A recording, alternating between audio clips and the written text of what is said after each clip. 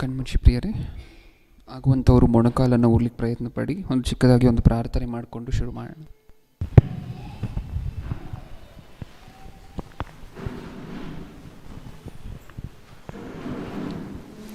ಪ್ರೀತಿಯುಳ್ಳ ಪರಲೋಕದಲ್ಲಿರುವ ನಮ್ಮ ತಂದೆ, ಒಂದು ಮಹೋನ್ನತವಾಗಿರುವಂತಹ ದಿನವನ್ನು ನಮ್ಮೆಲ್ಲರಿಗೂ ದಯಪಾಲಿಸಿರುವುದಕ್ಕೋಸ್ಕರ ನಮಗೆ ಸ್ತೋತ್ರ ತಂದೆ.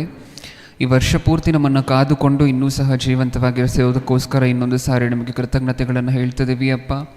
ಇನ್ನೇನು ಹೊಸ ವರ್ಷಕ್ಕೆ ಕಾಲಿಡಲು ನಾವೆಲ್ಲರೂ ಸಿದ್ಧವಾಗಿದ್ದೀವಿ ತಂದೆ. ನಿಮ್ಮ ಚಿತ್ತ ಇದ್ದರೆ ಹೊಸ ವರ್ಷದಲ್ಲಿ ಕಾಲಿಡಲಿಕ್ಕೆ ಕನಸು ಕಟ್ಕೊಂಡು ಆಸೆ ಪಟ್ಟು ಸಿದ್ಧವಾಗಿರುವಂತಹ ನಮಗೆ ಬೇಕಾಗಿರುವಂತಹ ಸಿದ್ಧತೆಗಳನ್ನು ಮಾಡಿಕೊಳ್ಳಲಿಕ್ಕೆ ಬಲವನ್ನು, ಶಕ್ತಿಯನ್ನು, ಜ್ಞಾನವನ್ನು, ವಿವೇಕವನ್ನು ಅನುಗ್ರಹಿಸಿ ಅಪ್ಪ.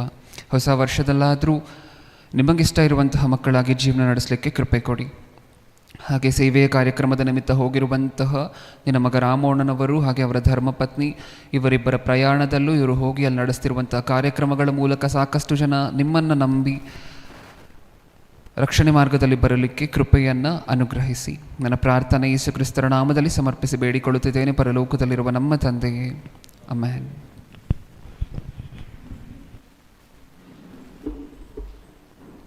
ಪ್ರಿಯರಾದ ದೇವಜನರೇ, ಈಗಿನವರೆಗೂ ಒಂದೊಳ್ಳೆ ಸಂದೇಶವನ್ನು ಕೊಟ್ಟಿರುವಂತಹ ಅಣ್ಣ ಅವರಿಗೆ ವಂದನೆಗಳನ್ನು ಹೇಳ್ತಾ, ಹಾಗೆ ಎರಡನೇದಾಗಿ ನಾವು ಇವತ್ತು ಆಲೋಚನೆ ಮಾಡಲಿಕ್ಕೆ ಹೊರಟಿರುವಂತಹ ಅಂಶದ ಹೆಸರು ನೀತಿವಂತರು ದ್ವೇಷಿಸಲ್ಪಡುತ್ತಾರೋ.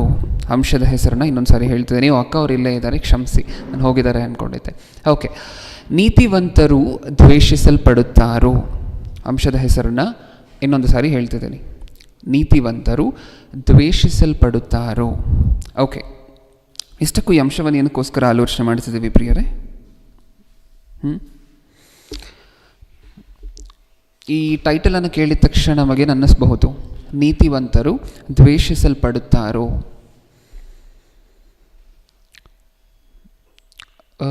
ಇಲ್ಲಿ ದೈವ ಸೇವಕರಾಗಲಿಕ್ಕೆ ಸಿದ್ಧತೆಯನ್ನು ಹೊಂದುತ್ತಿರುವಂತಹ ತುಂಬ ಜನ ಇದ್ದೀರಾ, ಹೌದಾ ಅಲ್ವಾ? ಪರೀಕ್ಷೆ ಬರೀತಿರುವಂತಹ ವಿದ್ಯಾರ್ಥಿಗಳಿದ್ದೀರಾ. ಹಾಗಾದರೆ ಬೋಧನೆ ಮಾಡಲಿಕ್ಕೆ, ದೈವ ಸಂದೇಶವನ್ನು ಹಂಚಲಿಕ್ಕೆ ಸಿದ್ಧ ಆಗ್ತಿರುವಂಥವ್ರು ತುಂಬ ಜನ ಇದ್ದೀರಾ. ನಿಜನಾ? ನಮ್ಮ ಮೈಂಡಲ್ಲಿ ನಾವು ಸೇವೆಗೆ ಬರುವುದಕ್ಕಿಂತ ಮುಂಚೆ ಅಥವಾ ಬೋಧನೆಯನ್ನು ಮಾಡುವುದಕ್ಕಿಂತ ಮುಂಚೆ ಒಂದು ಮಿಸ್ಕನ್ಸೆಪ್ಷನ್ ಇದ್ದರೆ ಅದನ್ನು ಇವತ್ತು ತೆಗೆದು ಹಾಕ್ಬಿಡಿ. ಏನು ಆ ಮಿಸ್ಕನ್ಸೆಪ್ಷನ್ ಏನಾಗಿರಬಹುದು? ನಾನು ಇನ್ನೊಬ್ಬರಿಗೆ ದೇವರ ಬಗ್ಗೆ ಹೇಳಿದ್ರೆ ಅಥವಾ ನಾನು ಸೇವಕನಾದರೆ ನನ್ನನ್ನೆಲ್ಲರೂ ಸಹ ಕರೆದು ಹಾರ ಹಾಕಿ ಸನ್ಮಾನ ಮಾಡಿ ರೆಡ್ ಕಾರ್ಪೆಟ್ ಹಾಕಿ ಸ್ವಾಗತಿಸ್ತಾರೆ ಅನ್ನುವಂತಹ ಮೈಂಡ್ಸೆಟ್ ಇದ್ದರೆ, ಯಾಕೆಂದರೆ ಪರೀಕ್ಷೆ ಬರೀತಿರುವಂತಹ ವಿದ್ಯಾರ್ಥಿಗಳಲ್ಲಿ ಈಗಲಿಂದಲೇ ಬಿತ್ತಲ್ಪಡಬೇಕಾಗಿರುವಂತಹ ಭಾವನೆ ಇದು. ಅವಾಗ ನೀವು ಸಿದ್ಧರಾಗಿರ್ತೀರ, ಹೌದಾ ಇಲ್ವಾ? ಮುಂದೆ ಬರುವಂತಹ ಕಾನ್ಸಿಕ್ವೆನ್ಸಸ್ಗೆಲ್ಲ ಜನರಲ್ ಆಗಿದೆ ಅಲ್ವಾ ಇರುವಂತಹದ್ದು. ಹಬ್ಬ, ಯಾರನ್ನು ನೋಡಿದ್ರು ನಮಸ್ಕಾರ ಮಾಡ್ತಾರೆ, ಯಾರನ್ನು ನೋಡಿದ್ರು ವಂದನೆಗಳು ಬ್ರದರ್ ಅಂತಾರೆ, ಹೌದಾ? ರೆಡ್ ಕಾರ್ಪೆಟ್ ಹಾಕ್ತಾರೆ, ಸ್ವಾಗತ ಮಾಡ್ತಾರೆ, ಶಾಲ್ ಹಾಕ್ತಾರೆ, ಹೂವು ಹಾಕ್ತಾರೆ, ಸನ್ಮಾನ ಮಾಡ್ತಾರೆ. ಇದೆ ಅಲ್ವಾ ನಮ್ಮ ನಾರ್ಮಲ್ ಆಗಿ ಕ್ರೈಸ್ತವರು ಅಂತ ಹೇಳಿದ್ರೆ. ಅಟ್ಲೀಸ್ಟ್ ಇದು ನಮ್ಮ ಮನಸ್ಸಲ್ಲಿ ಇಲ್ಲದೇ ಇರಬಹುದು, ಆದರೆ ಕ್ರೈಸ್ತರ ಮನಸ್ಸಲ್ಲಿರುವಂತಹದ್ದಿದೆ. ಅಬ್ಬ, ನಾನು ಬೇಗ ಫಾಸ್ಟಾಗಿ ಹೋಗಬೇಕು, ಅಥವಾ ಇನ್ನೊಬ್ಬರಿಗೆ ವಾಕ್ಯ ಹೇಳಬೇಕು, ಸತ್ಯ ಹೇಳಬೇಕು, ನಾನು ಹೇಳಿದ್ರೆ ಹಿಂಗೆ ಹಾಗೆ, ಇದೆಲ್ಲ ನಮ್ಮ ಮನಸ್ಸಲ್ಲಿದ್ದರೆ ತೆಗೆದು ಹಾಕೋಣ. ಅದಕ್ಕೆ ಸಿದ್ಧ ಮಾಡುವಂತಹದ್ದೇ ಈ ಸಂದೇಶ. ಈ ಸಂದೇಶದಲ್ಲಿ ನಾವು ಏನು ನೋಡ್ತಿದ್ದೀವಿ? ಒಳ್ಳೆಯದನ್ನು ಪ್ರೀತಿಸುವಂಥವ್ರಿದ್ದಾರಾ ಪ್ರಪಂಚದಲ್ಲಿ? ಒಳ್ಳೆಯದನ್ನು ಪ್ರೀತಿಸುವಂಥವ್ರಿದ್ದಾರಾ? ಎಷ್ಟು ಚೆನ್ನಾಗಿ ರಿಜೆಕ್ಟ್ ಮಾಡುತ್ತೆ ಗೊತ್ತಾ ಪ್ರಿಯರೇ? ಒಳ್ಳೆಯದನ್ನು ರಿಜೆಕ್ಟ್ ಎಷ್ಟು ಚೆನ್ನಾಗಿ ಮಾಡುತ್ತೆ ಗೊತ್ತಾ? ನಿಮಗೆ ಅನ್ನಿಸ್ತಿರ್ಬೋದು, ನಾನು ಒಳ್ಳೆಯದನ್ನು ಹೇಳಿದ್ರೆ ಪ್ರಪಂಚ ನನ್ನನ್ನು ಸ್ವೀಕಾರ ಮಾಡುತ್ತೆ. ಊಟದ ವಿಚಾರದಲ್ಲಿ ಮಾತಾಡ್ಕೊಂಡು ಹೋಗೋಣ. ಊಟದ ವಿಚಾರದಿಂದ ಶುರು ಮಾಡ್ಕೊಂಡು ಹಾಗೆ ಮಾತಾಡ್ಕೊಂಡು ಹೋಗೋಣ. ಜೋಳದ ರೊಟ್ಟಿ ಒಂದು ಕಡೆ ಇಟ್ಟು, ಇನ್ನೊಂದು ಕಡೆ 2 ಪಿಜ್ಜಾ, 1 ಬರ್ಗರ್ ಇಟ್ಟರು ಅಂತ ಅಂದ್ಕೊಳ್ಳಿ. ನಮ್ಮ ಕೈ ಯಾವ ಕಡೆ ಹೋಗುತ್ತೆ? ಹೌದಾ? ಮನೆಯಲ್ಲಿ ರಾಗಿ ಮುದ್ದೆಯನ್ನು ಮಾಡಿ ಅನ್ನವನ್ನು ಸಹ ಮಾಡಿದ್ರು ಅಂತ ಅಂದ್ಕೊಳ್ಳಿ. ನಮ್ಮ ಕೈ ಯಾವ ಕಡೆ ಹೋಗುತ್ತೆ? ಅನ್ನದ ಕಡೆನಾ? ನಿಜನಾ? ಹಾಗಾದರೆ ಮನುಷ್ಯರು ಸ್ವಾಭಾವಿಕವಾಗಿ ರೂಢಿ ಮಾಡ್ಕೊಂಡು ಬರ್ತಿರುವಂತಹದ್ದು ಯಾವ ಗುಣ? ಒಳ್ಳೆಯದನ್ನು ರಿಜೆಕ್ಟ್ ಮಾಡುವಂತಹ ಗುಣ, ತಿರಸ್ಕಾರ ಮಾಡುವಂತಹ ಗುಣ. ಯಾವುದು ಒಳ್ಳೆಯದಲ್ವೋ, ಯಾವುದು ಉತ್ತಮವಲ್ವೋ ಅದಕ್ಕೆ ಯಾವಾಗಲೂ ಜೈಕಾರ ಹಾಕುವಂಥವ್ರು ನಾವು ಮನುಷ್ಯರು. ನಿಜನಾ? ನಾಳೆ ಯಾರಾದರೂ ಒಂದು ಆಫರ್ ಕೊಟ್ಟರು ಅಂತ ಅಂದ್ಕೊಳ್ಳಿ, ಟಿ ವಿಗಳಲ್ಲೆಲ್ಲ ಕಂಟಿನ್ಯೂಸ್ ಆಗಿ ಅಡ್ವರ್ಟೈಸ್ಮೆಂಟ್ಗಳು ಬರ್ತಾನೇ ಇದೆ. ಏನಂತ, ಇವತ್ತು ಬಂದು 1,000 ರೂಪಾಯಿ ಡೆಪಾಸಿಟ್ ಮಾಡಿದ್ರೆ ನೆಕ್ಸ್ಟ್ ವೀಕ್ 2,000 ರೂಪಾಯಿ ವಾಪಸ್ ಕೊಡ್ತೀವಿ, ಅಟ್ಲೀಸ್ಟ್ ನೆಕ್ಸ್ಟ್ ಮಂತ್ 2,000 ರೂಪಾಯಿ ರಿಟರ್ನ್ ಮಾಡ್ತೀವಿ ಅನ್ನುವಂಥ ಅಡ್ವರ್ಟೈಸ್ಮೆಂಟ್ ಬರ್ತಾನೇ ಇದೆ ಅಂತ ಅಂದ್ಕೊಳ್ಳಿ ಕಂಟಿನ್ಯೂಸ್ ಆಗಿ. ಇದಕ್ಕೆ ಎಷ್ಟು ಜನ ದುಡ್ಡು ಕಟ್ತಾರೆ ಗೊತ್ತಾ? ಇದಕ್ಕೆ ಈ ವಾರ ನೀವು 1,000 ರೂಪಾಯಿ ಕಟ್ಟಿದ್ರೆ ಮುಂದಿನ ತಿಂಗಳು ನಿಮಗೆ 2,000 ರೂಪಾಯಿ 2,000 ರುಪೀಸ್ ಕೊಡ್ತೀನಿ ಅಂತ ಹೇಳಿದ್ರೆ, ಇದನ್ನು ಅಡ್ವರ್ಟೈಸ್ಮೆಂಟ್ ಆಗಿ ಬಿಟ್ಟರೆ, ಇದಕ್ಕೆ ಕರೆಕ್ಟಾಗಿರುವಂಥ ಪಬ್ಲಿಸಿಟಿಯನ್ನು ಕೊಟ್ಟರೆ ಎಷ್ಟು ಜನ ಹೋಗಿ ಹಣವನ್ನು ಕಟ್ತಾರೆ ಗೊತ್ತಾ? ಅವ್ರನ್ನೊಂದ್ಸರಿ ಕೇಳಿ, ಅಲ್ಲ ಇದು ಮೋಸ ಅಂತ ನಿಮಗೆ ಅನ್ನಿಸ್ತಿಲ್ವಾ? ಯಾರಾದರೂ ನೆಕ್ಸ್ಟ್ ತಿಂಗಳು ಡಬಲ್ ಮಾಡಿ ಕೊಡ್ತಾರಾ? ಅದಾಗುವಂತಹ ಕೆಲಸನೇನಾ ಅಂತ ಒಂದ್ಸರಿ ಕೇಳಿ ನೋಡಿ. ಬ್ರದರ್ ನನಗೂ ಡೌಟ್ ಇದೆ ಬ್ರದರ್, ನನಗೂ ಒಂದು ಥರ ಅವ್ರು ಮೋಸಗಾರರೇ ಅಂತ ಅನ್ನಿಸ್ತಿದೆ, ಆದರೂ ಸಹ 1,000 ರೂಪಾಯಿ ಅಲ್ವಾ, ಹೋದರೆ ಹೋಗಲಿ ಬಿಡಿ ಬ್ರದರ್ ಅಂತ ಹೇಳಿ ಕಟ್ಟುವಂಥವ್ರು ಎಷ್ಟೋ ಜನ. ಹೌದಾ? ಮೋಸವನ್ನು ಎಷ್ಟು ಚೆನ್ನಾಗಿ ಪ್ರೀತಿಸ್ತಾರೆ ನೋಡಿ, ಮೋಸವನ್ನು ಎಷ್ಟು ಚೆನ್ನಾಗಿ ಬಟ್ಟೆಯನ್ನು ಹಾಸಿ ಸ್ವಾಗತ ಮಾಡ್ತಿದ್ದಾರೆ ನೋಡಿ. ಈ ಪ್ರಪಂಚದಲ್ಲಿ ನಡೀತಿರುವಂತಹದ್ದು ಇದೆ. ಶಾಲೆಯಲ್ಲಿ ಶಿಕ್ಷಕರು ಒಂದಷ್ಟು ಜನ, ನೀವು ಯಾವುದಾದ್ರೂ ಶಾಲೆಗೆ ಹೋಗಿ 100 ಜನ 50 ಜನ ಮಕ್ಕಳಿದ್ದಾರೆ ಅಂತ ಹೇಳಿದ್ರೆ, ಟೀಚರನ್ನು ಸ್ವಲ್ಪ ಹೊತ್ತು ಹೊರಗಡೆ ಕಳಿಸಿ, ಅವಕಾಶ ಸಿಕ್ಕಿದ್ರೆ ಇದನ್ನೆಲ್ಲ ಮಾಡಿ. ಟೀಚರನ್ನು ಹೊರಗಡೆ ಕಳಿಸಿ ಆ ಮಕ್ಕಳ ಜೊತೆ ಒಂದು ಸ್ವಲ್ಪ ಹೊತ್ತು ಮಾತಾಡಿ, ಒಂದು 2, 3ನೇ ಕ್ಲಾಸ್ 4ನೇ ಕ್ಲಾಸ್ ಇರುವಂತಹ ಮಕ್ಕಳ ಜೊತೆ ಮಾತಾಡಿ. ಅವ್ರಿಗೊಂದು 10 ಜನ ಟೀಚರ್ ಇದ್ದಾರೆ ಅಂತ ಅಂದರೆ, ಈ 10 ಜನರಲ್ಲಿ ನಿಮಗೆ ಯಾರು ಇಷ್ಟ ಮಕ್ಕಳ ಅಂತ ಹೇಳಿ ಕೇಳಿ ನೋಡಿ ಒಂದು ಸಾರಿ. ಏನಂತಾರೆ? ಯಾರು ನಮಗೆ ಹೊಡೆಯೋದಿಲ್ವೋ, ಯಾರು ನಾವು ಹೋಮ್ವರ್ಕ್ ಮಾಡ್ಕೊಂಡು ಬಂದಿಲ್ಲ ಅಂದರೂ ಕೇಳೋದಿಲ್ವೋ, ಯಾರು ನಾವು ಟೆಸ್ಟಲ್ಲಿ ಕಮ್ಮಿ ಮಾರ್ಕ್ಸ್ ತೆಗೆದ್ರೂ ಕೇಳೋದಿಲ್ವೋ, ಇವರೇ ನಮಗೆ ಇಷ್ಟ ಅಂತ ಹೇಳಿ ಅವ್ರ ಹೆಸರು ಹೇಳ್ತಾರೆ. ನಿಜನಾ? ಯಾವಾಗಲೂ ಹೊಡಿತಾ ಹೋಮ್ವರ್ಕ್ ಯಾಕೆ ಮಾಡಿಲ್ಲ ಅಂತ ಹೇಳಿ ಕೇಳ್ತಾ ಇದ್ದಾರೆ ಅಂತ ಅಂದ್ಕೊಳ್ಳಿ. ಅವ್ರ ಹೆಸರನ್ನು ಮಕ್ಕಳ ಹತ್ರ ಹೇಳಿ ನೋಡಿ ಒಂದು ಸಾರಿ. ಅವರ ಬಿಡಿ, ಅವ್ರ ಬಗ್ಗೆ ಮಾತಾಡುವಂತಹದ್ದು ಬೇಡ. ಇದು ಯಾವಾಗ ಗೊತ್ತಾಗುತ್ತೆ ಗೊತ್ತಾ? ಅವರೆಲ್ಲ ಒಳ್ಳೆ ಟೀಚರು, ಇವರೇ ಒಳ್ಳೆ ಟೀಚರು ಅಂತ ಯಾವಾಗ ಗೊತ್ತಾ? ದೊಡ್ಡವರಾದಮೇಲೆ, ಕೆಲಸಕ್ಕೆ ಸೇರಿದ ನಂತರ ಅವಾಗ ಕಣ್ಣೀರು ಹಾಕ್ತಿರ್ತಾರೆ. ನಮ್ಮ ಲೆಕ್ಕದ ಮೇಷ್ಟ್ರಿದ್ದರು, ಚೆನ್ನಾಗಿ ಹೊಡಿತಿದ್ರು, ನಾನು ಈ ಹಂತದಲ್ಲಿ ಇದ್ದೀನಿ ಅಂತ ಹೇಳಿದ್ರೆ ಅವತ್ತು ಅವರು ಹೊಡೆದಿರುವಂತಹದ್ದೇ ಕಾರಣ. ಚಿಕ್ಕ ವಯಸ್ಸಿರ್ಬೇಕಾದ್ರೆ ಏನಕ್ಕೋಸ್ಕರ ತಿರಸ್ಕಾರ ಮಾಡಿದ್ರಿ? ಚಿಕ್ಕ ವಯಸ್ಸಿರಬೇಕಾದ್ರೆ ಏನಕ್ಕೋಸ್ಕರ ತಿರಸ್ಕಾರ ಮಾಡಿದ್ರಿ? ಕೆಟ್ಟವ್ರನ್ನ ಒಳ್ಳೆಯವರು ಅಂದ್ರಿ, ಒಳ್ಳೆಯವರನ್ನು ಕೆಟ್ಟವರು ಅಂದ್ರಿ. ಸಮಾಜ ಇರುವಂತಹದ್ದು ಹೀಗೆ, ಕೆಟ್ಟದ್ದನ್ನು ಒಳ್ಳೆಯವರು ಅಂತಾರೆ, ಒಳ್ಳೆಯ ವಿಚಾರವನ್ನು ಕೆಟ್ಟದ್ದು ಅನ್ನುವಂತಹ ಟ್ಯಾಗನ್ನು ಹಾಕ್ತಾರೆ. ಇದಕ್ಕೆ ಸಿದ್ಧರಾಗಿದ್ದೀವ ನಾವು? ದೈವ ಸೇವಕರಾಗಲಿಕ್ಕೆ ಸಿದ್ಧರಾಗ್ತಿರುವಂತಹ ನಾವು ದೈವ ಸೇವಕರೇ ಆಗಬೇಕಾಗಿಲ್ಲ. ನೀವು ಇನ್ನೊಬ್ಬರಿಗೆ ಸುವಾರ್ತೆ ಹೇಳ್ತಿದ್ದೀರಾ ಅಂತ ಹೇಳಿದ್ರೆ, ನಿಮ್ಮನ್ನು ಜನ ಯಾವತ್ತು ಬೇಕಾದರೂ ಬಂದು ಮೋಸಗಾರರು ಅನ್ಬೋದು, ನಿಮ್ಮನ್ನು ಜನ ಯಾವತ್ತಾದರೂ ಬಂದು ನೀವು ದೆವ್ವ ಹಿಡಿದವರು ಅನ್ಬಹುದು. ಅದಕ್ಕೆ ನಾವು ಸಿದ್ಧರಾಗಿದ್ದೀವ? ಅದಕ್ಕೋಸ್ಕರ ಈ ಅಂಶವನ್ನು ಆಲೋಚನೆ ಮಾಡಿ ನೋಡ್ತಿದ್ದೀವಿ. ಮೊಟ್ಟ ಮೊದಲನೇದಾಗಿ ಒಂದು ರೆಫರೆನ್ಸನ್ನು ನೋಡೋಣ. ಯೇಸು ಕ್ರಿಸ್ತರನ್ನು ಏನು ಮಾಡಬೇಕು ಅಂತ ಹೇಳಿ ಪ್ಲ್ಯಾನ್ ಮಾಡಿದ್ರಂತೆ ಮೊದಲನೇ ಶತಮಾನದಲ್ಲಿ. ಯೋಹಾನನು ಬರೆದ ಸುವಾರ್ತೆ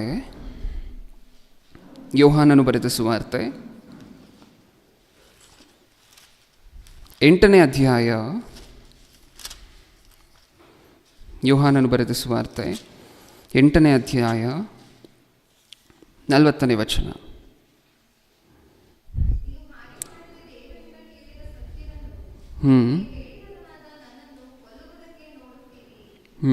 ಏನಂತೆ?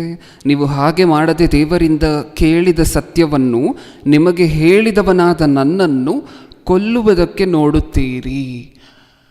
ದೇವರಿಂದ ಕಲ್ತ್ಕೊಂಡಿರುವಂಥ ಸತ್ಯವನ್ನು ಜನರ ಮಧ್ಯ ಹೇಳ್ತಿರೋದಕ್ಕೆ, ಸತ್ಯವನ್ನು ಜನರ ಮಧ್ಯ ಹೇಳ್ತಿರೋದಕ್ಕೆ, ಮತ್ತು ಸತ್ಯವನ್ನು ಜನರ ಮಧ್ಯ ಹೇಳ್ತಿರೋದಕ್ಕೆ ಜನ ಏನು ಮಾಡಬೇಕು ಅಂತ ಪ್ಲ್ಯಾನ್ ಮಾಡ್ತಿದ್ದಾರಂತೆ? ಕೊಲೆ ಮಾಡಬೇಕು ಯೇಸು ಕ್ರಿಸ್ತರನ್ನು ಅಂತ ಪ್ಲ್ಯಾನ್ ಮಾಡ್ತಿದ್ದಾರಂತೆ. ಏನರ್ಥ ಆಯಿತು ನಮ್ಗೆ ಇದರಿಂದ? ಒಳ್ಳೆಯದನ್ನು ಆಕ್ಸೆಪ್ಟ್ ಮಾಡ್ತಾರೆ ಜನ? ಒಳ್ಳೆಯದು ಅಂದರೆ ಸಮಾಜಕ್ಕೆ ಆಗೋದಿಲ್ಲ ಗೊತ್ತಾ? ಇನ್ನು ಏನಂದರೆ ಇಷ್ಟ ಸಮಾಜಕ್ಕೆ ಅಂತ ಹೇಳಿ ಕೇಳಿದ್ರೆ, ರೀಸೆಂಟಾಗಿ ಬಂದಂತಹ ನ್ಯೂಸನ್ನು ನೀವೆಲ್ಲರೂ ನೋಡಿದ್ದೀರ ಪ್ರಿಯರೇ. ದೈವ ಮನುಷ್ಯ ಅಂತ ಹೇಳಿ ಒಬ್ಬರನ್ನು ಆರಾಧಿಸಿ ಪ್ರಪಂಚ ಒಬ್ಬರನ್ನು ನೇಮಿಸ್ಕೊಂಡು, ಅವ್ರ ಫಂಕ್ಷನ್ಗೆ ಅವ್ರ ಪ್ರೋಗ್ರಾಮ್ ಆದ ನಂತರ ಅವರು ಇಳಿದು ಹೋಗ್ತಾರಲ್ವ, ಅವ್ರು ಇಳಿದು ಹೋಗಬೇಕಾದ್ರೆ ಅವ್ರ ಪಾದ ಸ್ಪರ್ಶ ಆಗಿರುತ್ತಲ್ವ ಮಣ್ಣಿಗೆ, ಆ ಮಣ್ಣನ್ನು ನಾವು ತಿಂದರೆ ನಮಗೆ ಪುಣ್ಯ ಬರುತ್ತೆ, ಆ ಮಣ್ಣನ್ನು ನಾವು ತಿಂದರೆ ನಮ್ಮ ಮನೆಗಳಲ್ಲಿರುವಂತಹ ಸಮಸ್ಯೆಗಳು ಹೋಗುತ್ತೆ ಅಂತ ಹೇಳಿ ಜನರು ಆ ಮಣ್ಣನ್ನು ತಿನ್ನಲಿಕ್ಕೋಸ್ಕರ, ಆ ಮಣ್ಣಿಗೋಸ್ಕರ ಕಿತ್ತಾಡಿ ಒಬ್ಬರನ್ನೊಬ್ಬರು ತುಳ್ಕೊಂಡು 100 ಜನ ಸತ್ತೋಗಿದ್ದಾರೆ. ಇವ್ರಿಗೆ ಯಾವುದು ಇಷ್ಟ? ಈ ಥರದ್ದು ಇಷ್ಟ. ಹೌದಾ? ಮಣ್ಣಿಗೋಸ್ಕರ ಅವ್ರ ಕಾಲಲ್ಲಿ ತುಳಿದಿರುವಂತಹ ಮಣ್ಣನ್ನು ತಿಂದರೆ ನಿಮಗೇನಾದರೂ ಬರುತ್ತೆ ಅನ್ನುವಂತಹದ್ದು ನೀವು ನಂಬ್ತೀರಾ ಅಂದರೆ ನಂಬ್ತೀವಿ ಅಂತಾರೆ. ಯೇಸು ಕ್ರಿಸ್ತರು ದೇವರು ಅಂದರೆ ನೀವು ನಂಬೋದಿಲ್ವಾ ಅಂದರೆ ನಾವು ನಂಬೋದಿಲ್ಲ ಅಂತಾರೆ. ಇದು ಪ್ರಪಂಚ. ಎಷ್ಟು ನೀಚಾತಿ ನೀಚವಾಗಿರುವಂತಹ ವಿಚಾರವನ್ನು ಬೇಕಾದರೂ ನಾವು ನಂಬಿಡ್ತೀವಿ. ಮಣ್ಣನ್ನು ತಿಂದರೆ ಮನೆ ಸರಿ ಹೋಗುತ್ತಾ? ಮಣ್ಣು ತಿಂದರೆ ಮನೆ ಸರಿ ಹೋಗುತ್ತಾ? ಮಣ್ಣು ತಿಂದರೆ ಮನೆ ಸರಿ ಹೋಗುತ್ತೆ ಅಂತ ನಾವು ನಂಬ್ತೀವಿ ಬೇಕಿದ್ರೆ. ಆದರೆ ಸುವಾರ್ತೆಯನ್ನು ಮಾತ್ರ, ನಿಜವನ್ನು ಮಾತ್ರ ನಂಬೋದಿಲ್ಲ. ಆ ಅಸತ್ಯ ಎಷ್ಟೇ ಫನ್ನಿ ಆಗಿದ್ರೂ, ಎಷ್ಟೇ ಹಾಸ್ಯಾಸ್ಪದವಾಗಿದ್ದರೂ ನಂಬುತ್ತೆ ಈ ಪ್ರಪಂಚ. ಒಳ್ಳೇದು ಮಾಡೋರಿದ್ದರೆ ಈ ಥರ ಕೊಲ್ಲಬೇಕು ಅಂತ ಹೇಳಿ ಪ್ಲ್ಯಾನ್ ಮಾಡಲಿಕ್ಕೆ ಸಿದ್ಧವಾಗೋಗುತ್ತೆ ಪ್ರಪಂಚ. ಇದು ಒಳ್ಳೆಯದಕ್ಕೆ ಪ್ರಪಂಚ ಕೊಡುವಂತಹ ಗೌರವ, ಈ ಸಮಾಜ ಕೊಡುವಂತಹ ಗೌರವ. ಇದಕ್ಕೆ ಸಿದ್ಧವಾಗಿದ್ದೀವ? ನಾವು ಮೊದಲೇ ಇದಕ್ಕೆಲ್ಲ ಪ್ರಿಪೇರ್ ಆಗಿರಬೇಕಲ್ವ. ನಾವೇನೋ ಅಂದ್ಕೊಂಡು ಅಲ್ಲಿ ಹೋದ ನಂತರ ಏನೋ ಆಗೋದ್ರೆ ಸರಿ ಬರೋದಿಲ್ಲ. ನೀವು ಅಲ್ಲಲ್ಲಿ ಮಾತ್ರ ನೋಡಿದ್ದೀರಾ, ಹೌದಾ? ದೈವ ಸೇವಕರಿಗೆ ಶಾಲ್ ಹಾಕುವಂತಹದ್ದು, ಹೂವಿನ ಹಾರ ಹಾಕುವಂತಹದ್ದು, ಇದೆಲ್ಲ ನೋಡಿದಾಗ ನಿಮ್ಗೆ ಅನ್ನಿಸ್ಬಹುದು ಅವರ ಬ್ಯಾಕ್ಗ್ರೌಂಡಲ್ಲಿ ಒಂದು ಸಾರಿ ಎಷ್ಟು ಕಷ್ಟ, ಎಷ್ಟು ಜನ ಅವರನ್ನು ದ್ವೇಷಿಸುವಂಥವ್ರಿದ್ದಾರೆ, ಎಷ್ಟು ಜನ ಅವರನ್ನು ಬೈಯುವಂಥವ್ರಿದ್ದಾರೆ, ಎಷ್ಟು ಜನ ಅವರಿಗೆ ಬಹಿಷ್ಕಾರ ಹಾಕುವಂಥವ್ರಿದ್ದಾರೆ ಅಂತ ಗೊತ್ತಾ ನಮಗೆ? ಇಲ್ಲಿ ಯೇಸು ಕ್ರಿಸ್ತರನ್ನು ಕೊಲ್ಲಬೇಕು ಅಂತ ನೋಡ್ತಿದ್ದಾರಂತೆ.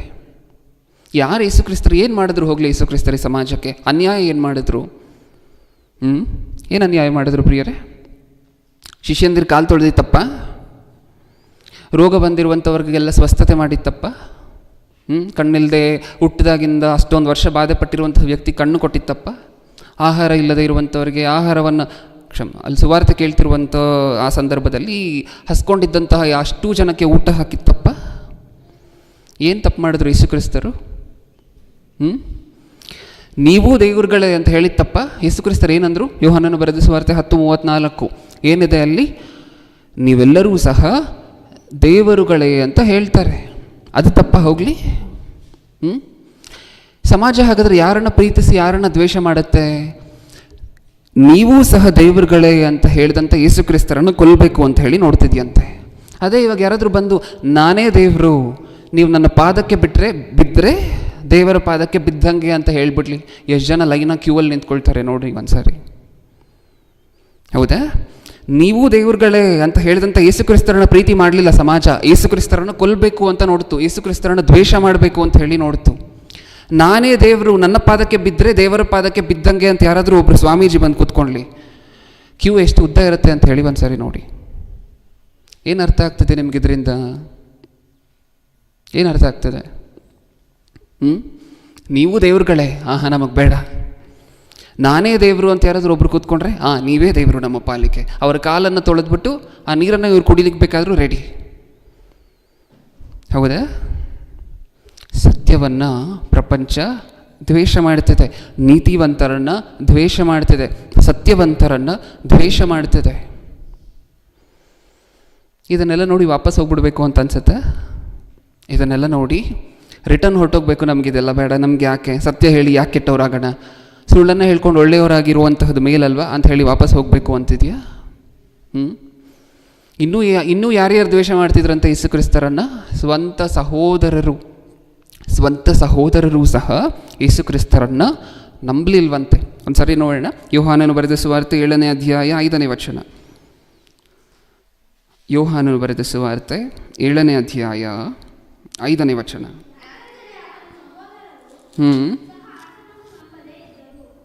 ಯಾಕೆಂದರೆ ಆತನ ಸಹೋದರರೂ ಸಹ ಆತನನ್ನು ನಂಬದೇ ಇದ್ದರು. ಇನ್ನೊಂದು ಡೈರೆಕ್ಟ್ ಸ್ಟೇಟ್ಮೆಂಟ್ ಕೊಡ್ತಾರೆ ಯೇಸು ಕ್ರಿಸ್ತರು. ಏನು? ಪ್ರಪಂಚ ನಿಮ್ಮನ್ನು ಯಾರಾದರೂ ಬಂದು ದ್ವೇಷ ಮಾಡಿದ್ರೆ ನಿಮ್ಮ ಮನಸ್ಸಲ್ಲಿ ಇರಬೇಕಾಗಿರುವಂತಹದ್ದು ಏನು ಗೊತ್ತಾ ಅಂತ ಏನು ಹೇಳ್ತಿದ್ದಾರೆ ಗೊತ್ತಾ ಯೇಸು ಕ್ರಿಸ್ತರು? ಮಕ್ಕಳ, ನಿಮ್ಮನ್ನು ಯಾರಾದರೂ ಬಂದು ದ್ವೇಷ ಮಾಡಿದ್ರೆ ನೀವು ಅನ್ಕೊಬೇಕಾಗಿರುವಂತಹದ್ದು ಒಂದೇ, ನಾನು ಸತ್ಯ ಹೇಳಿದ್ದಕ್ಕೆ ಇವರು ದ್ವೇಷ ಮಾಡಿದ್ರೆ ಹಾಗಾದರೆ ಇವರು ಪ್ರಪ್ರಥಮವಾಗಿ ನನ್ನನ್ನೆಲ್ಲ ದ್ವೇಷ ಮಾಡ್ತಿರುವಂತಹದ್ದು. ನಾನು ನಂಬಿರುವಂಥ ಯೇಸು ಕ್ರಿಸ್ತರನ್ನು 1ನೇ ಶತಮಾನದಲ್ಲಿ ಅವರು ಬಂದು ಸತ್ಯ ಹೇಳಬೇಕಾದ್ರೆ ದ್ವೇಷ ಮಾಡಿದ್ರು.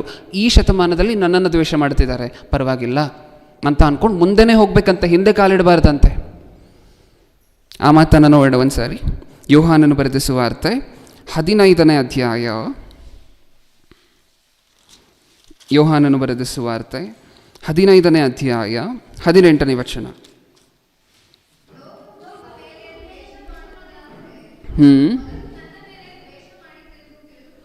ಲೋಕವು ನಿಮ್ಮ ಮೇಲೆ ದ್ವೇಷ ಮಾಡುವುದಾದರೆ ಅದು ಮೊದಲು ನನ್ನ ಮೇಲೆ ದ್ವೇಷ ಮಾಡಿತೆಂದು ತಿಳುಕೊಳ್ಳಿರಿ. 19ನೇ ವಚನ. ನೀವು ಲೋಕದ ಕಡೆಯವರಾಗಿರುತ್ತಿದ್ದರೆ ಲೋಕವು ನಿಮ್ಮ ಮೇಲೆ ತನ್ನವರೆಂದು ಮಮತೆ ಇಡುತ್ತಿತ್ತು. ಆದರೆ ನೀವು ಲೋಕದ ಕಡೆಯವರಲ್ಲದೆ ಇರುವುದರಿಂದಲೂ ನಾನು ನಿಮ್ಮನ್ನು ಲೋಕದೊಳಗಿಂದ ಆರಿಸಿ ತೆಗೆದುಕೊಂಡಿರುವುದರಿಂದಲೂ ಲೋಕವು ನಿಮ್ಮ ಮೇಲೆ ದ್ವೇಷ ಮಾಡುತ್ತದೆ. ಒಂದು ವೇಳೆ ನೀವು ಲೋಕದಲ್ಲೇ ಬೆರ್ತೋದ್ರಿ ಅಂತ ಅಂದ್ಕೊಳ್ಳಿ, ನಿಮ್ಮನ್ನು ಹೇಳುವಂಥವ್ರು ಕೇಳುವಂಥವ್ರು ಯಾರೂ ಇರೋದಿಲ್ಲ, ಅವರು ನಿಮ್ಮನ್ನು ಪ್ರೀತಿ ಮಾಡ್ತಾರೆ ಅಂತಿದ್ದಾರೆ. ಕ್ರೈಸ್ತರ ಮನೆಗಳು ಅಂದರೆ ಹೇಗಿರುತ್ತೆ? ಕ್ರೈಸ್ತರ ಮನೆಗಳು ಅಂದರೆ ಹೇಗಿರುತ್ತೆ? ಯಾರಾದರೂ ಬಂದರು ಅಂತ ಅಂದ್ಕೊಳ್ಳಿ ನಿಮ್ಮ ಮನೆಗೆ, ರಿಲೇಷನ್ಸು, ನಿಮ್ಮ ಬಂಧು ಬಳಗ ಯಾರಾದರೂ. ಇಲ್ಲ, ಈ ಮೂವಿ ಬರ್ತಿದೆ ಟಿ ವಿಯಲ್ಲಿ, ನಾನು ನೋಡಬೇಕು ಅಂತ ಹುಡುಗ ರಿಮೋಟ್ ತೊಗೋತಾನೆ ನಿಮ್ಮ ಕೈಯಿಂದ.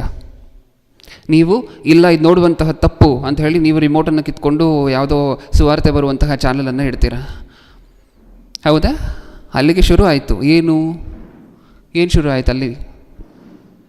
ವೈರತ್ವ ಅಲ್ಲೇ ಶುರು ಆಯಿತಾ? ಅವನು ಹೋಗಿ ಅವ್ರ ಅಮ್ಮಂಗೆ ಹೇಳ್ತಾನೆ, ಮಮ್ಮಿ ನಾನು ಫಿಲಿಮ್ ನೋಡ್ತಿದ್ದೆ ಟಿ ವಿಯಲ್ಲಿ, ಆ ಆಂಟಿ ರಿಮೋಟ್ ಕಿತ್ಕೊಂಡು ಯಾವುದೋ ಶುಭವಾರ್ತೆ ಟಿ ವಿ ಅಂತೆ ಅಥವಾ ಜಯಶಾಲಿ ಕನ್ನಡ ಕ್ರಿಶ್ಚಿಯನ್ ಟಿ ವಿ ಅಂತೆ ಅದನ್ನು ಇಟ್ಕೊಂಡಿದ್ದಾರೆ ಅಂತ.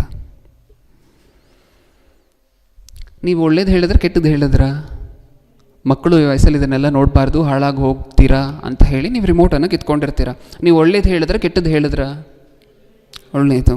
ನೀವು ಒಳ್ಳೇದು ಹೇಳಿದ್ರು ದ್ವೇಷ ಮಾಡುತ್ತಲ್ವ ಪ್ರಿಯರೇ ಈ ಸಮಾಜ? ಇದು ಯಾಕೆ ಹೀಗೆ ಅಂತ ಕೇಳಿದ್ರೆ ಅದು ಹಾಗೆ. ನಾವು ಸಿದ್ಧರಾಗಬೇಕಷ್ಟೆ. ಇದು ಹೀಗೇ ಆಗುತ್ತೆ ಅಂತ ಹೇಳಿ ಗೊತ್ತಿತ್ತು, ನಾವು ಸಿದ್ಧರಾಗಬೇಕು. ನಾವು ಅವರ ಜೊತೆನೇ ಬೆರೆತು ಹೊರಟೋದ್ವಿ ಅಂತ ಅಂದ್ಕೊಳ್ಳಿ, ಪಾಪ ಅವ್ರು ಏನು ಅಂದ್ಕೊಳ್ತಾರೋ, ಪಾಪ ಅವ್ರು ಬೇಜಾರು ಮಾಡ್ಕೊಳ್ತಾರೇನೋ ಅಂತ ಹೇಳಿ ಸತ್ಯವನ್ನು ಮುಚ್ಚಿಟ್ಕೊಂಡ್ವಿ ಅಂತ ಅಂದ್ಕೊಳ್ಳಿ. ನಮ್ಮಷ್ಟು ಮೋಸಗಾರರು ಇನ್ನೊಬ್ಬರು ಇರೋದಿಲ್ಲ. ಹೇಗಿರುತ್ತೆ ನೀವು ಸತ್ಯವನ್ನು ಹೇಳಬೇಕಂದ್ರೆ ಪ್ರಪಂಚಕ್ಕೆ ಸಿಚುವೇಶನ್ ಹೇಗಿರುತ್ತೆ ಹೇಳಿ? ಹೀಗೇ ಇರುತ್ತೆ. ನೀವು ಯೇಸು ಕ್ರಿಸ್ತರ ಪಯಣವನ್ನು ಏನು ನೋಡ್ತಿದ್ದೀರಾ ಈ ಲೋಕದಲ್ಲಿ, ಹಾಗೇ ಇರುತ್ತೆ. ಸಹೋದರರು ನಂಬಲಿಲ್ವಂತೆ, ದೆವ್ವ ಹಿಡಿದವರು ಅಂದ್ರಂತೆ, ದೆವ್ವಗಳ ಒಡೆಯನ ಫ್ರೆಂಡ್ ಅಂದರಂತೆ. ಹೌದಾ? ಇಲ್ಲೇನಂತಿದ್ದಾರೆ? ಲೋಕ ನಿಮ್ಮನ್ನು ದ್ವೇಷ ಮಾಡಿದ್ರೆ ನೀವು ಮೊದಲನೇದಾಗಿ ನೆನಪಿಗೆ ತಂದುಕೊಳ್ಬೇಕಾಗಿರುವಂತಹ ವಿಚಾರ ಒಂದೇ, ಅದು ನಿಮ್ಮನ್ನು ದ್ವೇಷ ಮಾಡುವುದಕ್ಕಿಂತ ಮುಂಚೆ ನನ್ನನ್ನು ದ್ವೇಷ ಮಾಡ್ತು, ನನ್ನನ್ನೂ ದ್ವೇಷ ಮಾಡ್ತು. ಸೊ ನೀವು ಧೈರ್ಯ ತಂದ್ಕೊಳ್ಳಿ ಒಂದು ಸಾರಿ. ನಿಮ್ಮನ್ನು ಲೋಕ ದ್ವೇಷ ಮಾಡ್ತು ಅಂದ ಮಾತ್ರಕ್ಕೆ ನೀವು ಹೇಳ್ತಿರುವಂತಹ ತಪ್ಪಲ್ಲ. ಹೌದಾ? ನೀವು ಪರೀಕ್ಷೆ ಬರೆದು ಸರಿಯಾಗಿರುವಂಥ ಸುವಾರ್ತೆಯನ್ನೆಲ್ಲ ತಿಳ್ಕೊಂಡು ಈ ಲೋಕಕ್ಕೆ ಹೇಳಬೇಕಾದ್ರೆ ಅವ್ರು ಅಷ್ಟು ಜನ, ಒಂದು 5 ಜನ ನಿಮ್ಮ ಮೇಲೆ ಬಿದ್ದರು ಅಂತ ಅಂದ್ಕೊಳ್ಳಿ. ಇಲ್ಲ, ನೀವು ಹೇಳ್ತಿರುವಂತಹ ತಪ್ಪು ತಪ್ಪು ತಪ್ಪು ತಪ್ಪು ಅಂತ ಕಿರಿಸ್ತಿದ್ದಾರೆ ಅಂತ ಅಂದ್ಕೊಳ್ಳಿ. ನಿಮಗೆ ಡೌಟ್ ಬಂದುಬಿಡುತ್ತೆ ಅವಾಗವಾಗ. ಹೌದಲ್ವಾ, 5 ಜನ ಆ ಕಡೆ ಇದ್ದಾರೆ, ನಾನು ಒಬ್ಬನೇ ಇದ್ದೀನಿ ಈ ಕಡೆ, ನಾನು ಹೇಳ್ತೀನಿ ಸರಿನಾ ತಪ್ಪ, ಹಂಗೆ ಅನ್ಕೊಬಾರ್ದು. ನೀವು ಹೇಳ್ತಿರುವಂತಹದ್ದು ಸರಿನೇ, ನೀವು ಸರಿ ಹೇಳ್ತಿರೋದಕ್ಕೆ ಅಷ್ಟು ಜನ ನಿಮ್ಮನ್ನು ದ್ವೇಷ ಮಾಡ್ತಿದ್ದಾರೆ ಅಂತ ಅಂದ್ಕೊಂಡು ಯೇಸು ಕ್ರಿಸ್ತರಿಗೂ ಇದೇ ಥರ ದ್ವೇಷ ಮಾಡಿದ್ರಲ್ವಾ, ಇದೇ ರೀತಿ ದ್ವೇಷ ಮಾಡಿದ್ರಲ್ವಾ ಅಂತ ಅಂದ್ಕೊಂಡು ಮತ್ತೆ ನಂಬಿಕೆಯನ್ನು ತಂದುಕೊಂಡು ಮುಂದೆ ಹೋಗಬೇಕು. ಇದೇ ಕ್ರೈಸ್ತವರ ಜೀವನ. ಮುಂದೆ ಇನ್ನೂ ಏನೇನು ಹೇಳಿದ್ದಾರೆ ಇದೇ ವಚನದಲ್ಲಿ? 20ನೇ ವಚನ. ದಣಿಗಿಂತ ಆಳು ದೊಡ್ಡವನಲ್ಲವೆಂಬುದಾಗಿ ನಾನು ನಿಮಗೆ ಹೇಳಿದ ಮಾತನ್ನು ಜ್ಞಾಪಕ ಮಾಡಿಕೊಳ್ಳಿರಿ. ಅವರು ನನ್ನನ್ನು ಹಿಂಸೆಪಡಿಸಿದರೆ ನಿಮ್ಮನ್ನೂ ಸಹ ಹಿಂಸೆಪಡಿಸುವರು. ಅವರು ನನ್ನ ಮಾತನ್ನು ಕೈಗೊಂಡು ನಡೆದರೆ ನಿಮ್ಮ ಮಾತನ್ನೂ ಸಹ ಕೈಗೊಂಡು ನಡೆಯುವರು. 21ನೇ ವಚನ. ಆದರೆ ಅವರು ನನ್ನನ್ನು ಕಳುಹಿಸಿಕೊಟ್ಟಾದ ಆತನನ್ನು ತಿಳಿಯದವರಾದ್ದರಿಂದ ಇದನ್ನೆಲ್ಲ ನನ್ನ ಹೆಸರಿನ ನಿಮಿತ್ತ ನಿಮಗೆ ಮಾಡುವರು. ಅವರು ನನ್ನ ಮಾತನ್ನು ಕೈಗೊಂಡು ನಡೆದರೆ ನಿಮ್ಮ ಮಾತನ್ನು ಕೈಗೊಂಡು ನಡೀತಾರೆ. ಅವ್ರು ನನ್ನನ್ನು ಪ್ರೀತಿ ಮಾಡಿದ್ರೆ ನಿಮ್ಮನ್ನು ಪ್ರೀತಿ ಮಾಡ್ತಾರೆ. ಅವ್ರು ನನ್ನನ್ನು ದ್ವೇಷಿಸಿದ್ರೆ ನಿಮ್ಮನ್ನು ದ್ವೇಷಿಸ್ತಾರೆ ಅಂತಿದ್ದಾರೆ ಯೇಸು ಕ್ರಿಸ್ತರು. ಯೇಸು ಕ್ರಿಸ್ತರನ್ನು ದ್ವೇಷಿಸಿದ್ರೆ ಕೊಲ್ಲಬೇಕು ಅಂತ ನೋಡಿದ್ರೆ ನಮ್ಮನ್ನು ದ್ವೇಷಿಸ್ತಾರೆ. ಸತ್ಯ ಹೇಳಿದ್ರೆ ಪ್ರಪಂಚ ಸ್ವೀಕಾರ ಮಾಡುವಂತಹ ರೀತಿ ಇದು. ನಾಳೆ ಹೊರಗಡೆ ಹೋದ ನಂತರ ನೀವು ಈ ಪ್ರಪಂಚದ ಮಧ್ಯೆ ಹೋಗಿ ಸುವಾರ್ತೆಗೆ ನಿಂತ್ಕೊಂಡ ನಂತರ, ಅಥವಾ ನೀವು ಇನ್ನೊಬ್ಬರ ಹತ್ರ ಸುವಾರ್ತೆ ಹೇಳಬೇಕಾದ್ರೆ ಅವರು ನಿಮ್ಮ ಮೇಲೆ ಬಿದ್ದರು ಅಂತ ಅಂದ್ಕೊಳ್ಳಿ. ಇಲ್ಲ, ನೀವು ಹೇಳ್ತಿರುವಂತಹ ತಪ್ಪು, ನೀವು ಮೋಸಗಾರ, ಅನ್ಯಾಯಗಾರ, ನೀವು ಅದು ಇದು ಅಂತ ಹೇಳಿ ಸುಳ್ಳಾಗಿ ಅಪಾದಗಳನ್ನು ಹೊರಿಸಿದ್ರು ಅಂತ ಅಂದ್ಕೊಳ್ಳಿ. ಇದು ಯಾವತ್ತೂ ನಮಗೆ ಗೊತ್ತಿಲ್ವೇ ಹಿಂಗಾಗತ್ತೆ ಅಂತ ಅನ್ಕೊಬಾರ್ದು. ಇದು ಗೊತ್ತು ನಮಗೆ ಈಗಾಗಲೇ, ಬೈಬಲ್ ಇದನ್ನು ಹೇಳಿದೆ. ಯೇಸು ಕ್ರಿಸ್ತರಿಗೆ ಈಗಾಗಲೇ ನಡೆದಿರುವಂತಹದ್ದೇ ನಮಗೂ ಸಹ ನಡೀತಿರುವಂತಹದ್ದು ಅಂತ ಅಂದ್ಕೊಂಡು ಮುಂದೆನೇ ಹೋಗಬೇಕು. ಇನ್ನು ಅಪೋಸ್ತಲರಿಗೆ ಏನು ಮಾಡ್ತೇವೆ ಈ ಪ್ರಪಂಚ? ಅಪೋಸ್ತಲರು ಸಹ ಸತ್ಯ ಹೇಳಿದ್ರಲ್ಲ ಒಂದು ಸಾರಿ, ಮೊದಲನೇ ಶತಮಾನದಲ್ಲಿ ಅಪೋಸ್ತಲರು ಸಹ ಸತ್ಯ ಹೇಳಿದ್ರಲ್ವ, ಲೋಕಕ್ಕೆ ಸತ್ಯವನ್ನು ಸಾರಿದ್ರಲ್ವ. ಅವ್ರನ್ನೇನು ಮಾಡುತ್ತಂತೆ ಈ ಪ್ರಪಂಚ? ಕೊರಿಂಥದವರಿಗೆ ಬರೆದ 2ನೇ ಪತ್ರಿಕೆ, ಕೊರಿಂಥದವರಿಗೆ ಬರೆದ 2ನೇ ಪತ್ರಿಕೆ 6ನೇ ಅಧ್ಯಾಯ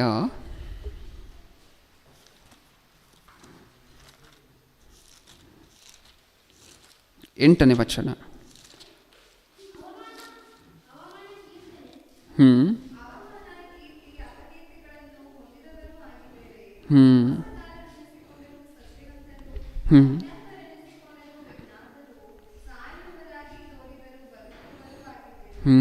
ಏನೇನು ಹಾಂ ಸಾಕು. ಏನೇನು ಅರ್ಥ ಆಯಿತು ನಮಗಿದರಲ್ಲಿ? ಏನೇನು ಹೊಂದಿದ್ರಂತೆ ಅಪೋಸ್ತಲರು? ಅವ್ರು ಮಾಡಿದಂಥ ಕೆಲಸಗಳಿಗೆ ಅವಮಾನ, ಕೀರ್ತಿ, ಅಪಕೀರ್ತಿಗಳನ್ನು ಹೊಂದಿದವರೂ ಆಗಿದ್ದೇವೆ. ಇಲ್ಲಿ 100 ಜನ ಇದ್ದಾರೆ ಅಂತ ಹೇಳಿದ್ರೆ 100 ಜನ ನಿಮ್ಮನ್ನು ಮೋಸಗಾರರು, ನಿಮ್ಮನ್ನು ಅನ್ಯಾಯಗಾರರು ಅಂತ ಅಂತಾರೆ ಅನ್ನುವಂತಹದ್ದಲ್ಲ ಪ್ರಸಂಗ.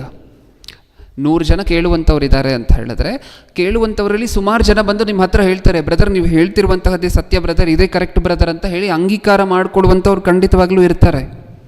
ಆದರೆ ಬಹಳಷ್ಟು ಜನ ಯಾರಿರ್ತಾರೆ? ಅಂಗೀಕರಿಸದೇ ಇರುವಂಥವ್ರು ಇರ್ತಾರೆ. ಹೌದಾ? ಇಲ್ಲಿ ಅಪೋಸ್ತಲರಿಗೆ ಏನಕ್ಕೋಸ್ಕರ ಅಪಕೀರ್ತಿ ಆಯ್ತಂತೆ? ಅವ್ರೇನಾದರೂ ತಪ್ಪು ಕೆಲಸ ಮಾಡಿದ್ರ? ದರೋಡೆ ಮಾಡಿದ್ರೆ? ಯಾರ ಮನೆ ಆದರೂ? ಎಲ್ಲರೂ ಸಹ ಈ ಮಾತು ಮಾತಾಡ್ತಿರುವಂತಹದ್ದು ಅಪೋಸ್ತಲನಾಗಿರುವಂತಹ ಪೌಲನು ಸೌಲನಾಗಿದ್ದಾಗ ಇಷ್ಟಕ್ಕೂ ಅವ್ರು ಬರ್ತಿರ್ಬೇಕಾದ್ರೆ ಅವ್ರ ರಸ್ತೆಯಲ್ಲಿದ್ದ ಅವ್ರಿಗಿದ್ದಂತಹ ಗೌರವ ಗೊತ್ತಾ ನಮಗೆ?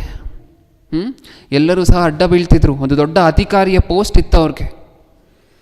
ರಕ್ಷಣೆ ಮಾರ್ಗದಲ್ಲಿ ಬಂದ ನಂತರ, ದೇವರ ಸೇವೆಗೋಸ್ಕರ ನಿಂತ ನಂತರ ಏನಾಗೋಯ್ತು ಅವರ ಪರಿಸ್ಥಿತಿ? ಅಪಕೀರ್ತಿಯಂತೆ. ಏನು ಮಾಡಿದ್ರು ಅಂತ? ಯಾವ ತಪ್ಪು ಕೆಲಸನೂ ಮಾಡಿಲ್ಲ ಅಲ್ವಾ? ದರೋಡೆ ಮಾಡಿಲ್ಲ ಅಲ್ವಾ? ತಪ್ಪು ಸುಳ್ಳಾದ ಸುದ್ದಿಗಳನ್ನು ಜನರ ಮುಂದೆ ಹೇಳಿಲ್ಲ ಅಲ್ವಾ? ಆದರೂ ಅಪಕೀರ್ತಿ. ಇವ್ರು ಸತ್ಯವಂತರೇ ಅಂತೆ. ಜನ ಇವ್ರನ್ನ ಏನಂತ ಕರೆದ್ರಂತೆ? ಇವರು ಸತ್ಯವಂತರೇ. ಜನ ಇವರನ್ನು ಏನಂತ ಕರೆದ್ರಂತೆ? ಈಗ ಓದಂತಹ ವಚನಕ್ಕೆ ಗಮನ ಕೊಟ್ಟವ ನಾವು. ಇನ್ನೊಂದು ಸರಿ ಓದೋಣ. 8ನೇ ವಚನ 2ನೇ ಸಾಲು. ಮೋಸಗಾರರೆನ್ನಿಸಿಕೊಂಡರೂ ಸತ್ಯವಂತರು. ನೆಕ್ಸ್ಟ್, ಅಜ್ಞಾತರೆನ್ನಿಸಿಕೊಂಡರೂ ವಿಜ್ಞಾತರು, ಸಾಯುವವರಾಗಿ ತೋರಿದರೂ ಬದುಕುವವರು ಆಗಿದ್ದೇವೆ. ಅವ್ರ ಬಗ್ಗೆ ಅವರೇ ಹೇಳ್ಕೊಳ್ತಿದ್ದಾರೆ. ನಾವು ಯಾರು ಗೊತ್ತಾ? ನಾವು ಸತ್ಯವಂತರೇ. ಆದರೆ ನಾವೇನಂತ ಅನ್ನಿಸ್ಕೊಳ್ತಿದ್ದೀವಿ ಸಮಾಜದ ಕೈಯಲ್ಲಿ? ಏನಂತ ಅನ್ನಿಸ್ಕೊಳ್ತಿದ್ದೀವಿ? ಮೋಸಗಾರರು. ನಾವು ವಿಜ್ಞಾತರೇ, ಆದರೆ ಸಮಾಜ ನಮ್ಮನ್ನೇನಂತಿದೆ? ಅಜ್ಞಾತರು. ನಾವು ಬದುಕುವವರೇ, ಸಮಾಜ ನಮ್ಮನ್ನೇನಂತಿದೆ? ಸಾಯುವವರು. ಇದು ಸಮಾಜ ನಮ್ಮ ಕೊಡುವಂತಹ ಟ್ಯಾಗ್. ಇದು ಇವ್ರು ಮೋಸಗಾರರು, ಇವರು ಅನ್ಯಾಯಗಾರರು, ಇವರು ದೆವ್ವ ಹಿಡಿದಿರುವಂಥವ್ರು. ಹೌದಲ್ವಾ? ಪ್ರಾರಂಭದ ಪರಿಸ್ಥಿತಿಯನ್ನು ಒಂದು ಸಾರಿ ಊಹೆ ಮಾಡ್ಕೊಳ್ಳಿ. ಆವಾಗ ತಾನೇ ಕ್ರೈಸ್ಟ್ ಚರ್ಚ್ ಗಾಸ್ಪಲ್ ಮಿನಿಸ್ಟ್ರೀಸ್, ಜಯಶಾಲಿ ಕನ್ನಡ ಕ್ರಿಸ್ಟಿಯನ್ ಟಿವಿಗೆ ಸಬ್ಸ್ಕ್ರೈಬ್ ಮಾಡ್ಕೊಂಡು ನೋಡ್ತಿದ್ರಿ ಅಂತ ಅಂದ್ಕೊಳ್ಳಿ. ಆವಾಗ ಸ್ಟಾರ್ಟಿಂಗಲ್ಲಿ ದೇವರ ಬಗ್ಗೆ ಅರ್ಥ ಮಾಡ್ಕೋಬೇಕಾದ್ರೆ, ನಿಜವಾದ ಬೋಧನೆ ಅರ್ಥ ಮಾಡ್ಕೊಂಡಾಗ ಅವಾಗ ಹೋಗಿ ಎಲ್ರಿಗೂ ಹೇಳಿರ್ತೀರಾ ಇಲ್ವಾ? ನಿಮ್ಮ ಸಭೆಯಲ್ಲಿರುವಂಥವರಿಗೆ, ನಿಮ್ಮ ಸಭಾಪಾಲಕರಿಗೆ ಎಲ್ರಿಗೂ ಹೇಳಲಿಕ್ಕೆ ಪ್ರಯತ್ನ ಪಟ್ಟಿರ್ತೀರಾ? ಏನಂತಂದರು ಅಂತ ಹೇಳಿ ಒಂದು ಸಾರಿ ಹೇಳಿ. ದೈವ ಸೇವಕರಿಗೆ ವಿರುದ್ಧವಾಗಿ ನೀನು ಬಂದರೆ ಶಾಪಗ್ರಸ್ತನಾಗೋಗ್ತೀಯಾ? ಇಲ್ಲದೇ ಇರುವಂಥ ಪ್ರಶ್ನೆಗಳನ್ನೆಲ್ಲ ಕೇಳಬಾರ್ದು. ನಿನ್ನ ಕೆಲಸ ಏನು? ಸಭೆಗೆ ಬರುವಂತಹದ್ದು, ಕೇಳುವಂತಹದ್ದು, ಮನೆಗೆ ಹೋಗುವಂತಹದ್ದು, ಇದನ್ನೆಲ್ಲ ಕೇಳಿರುವಂಥ ಕಿವಿಗಳೇನ ಇದೆಲ್ಲ? ಹಾಂ, ಈಗಾಗಲೇ ಎಕ್ಸ್ಪೀರಿಯನ್ಸ್ ಆಗಿರಬೇಕಲ್ವ?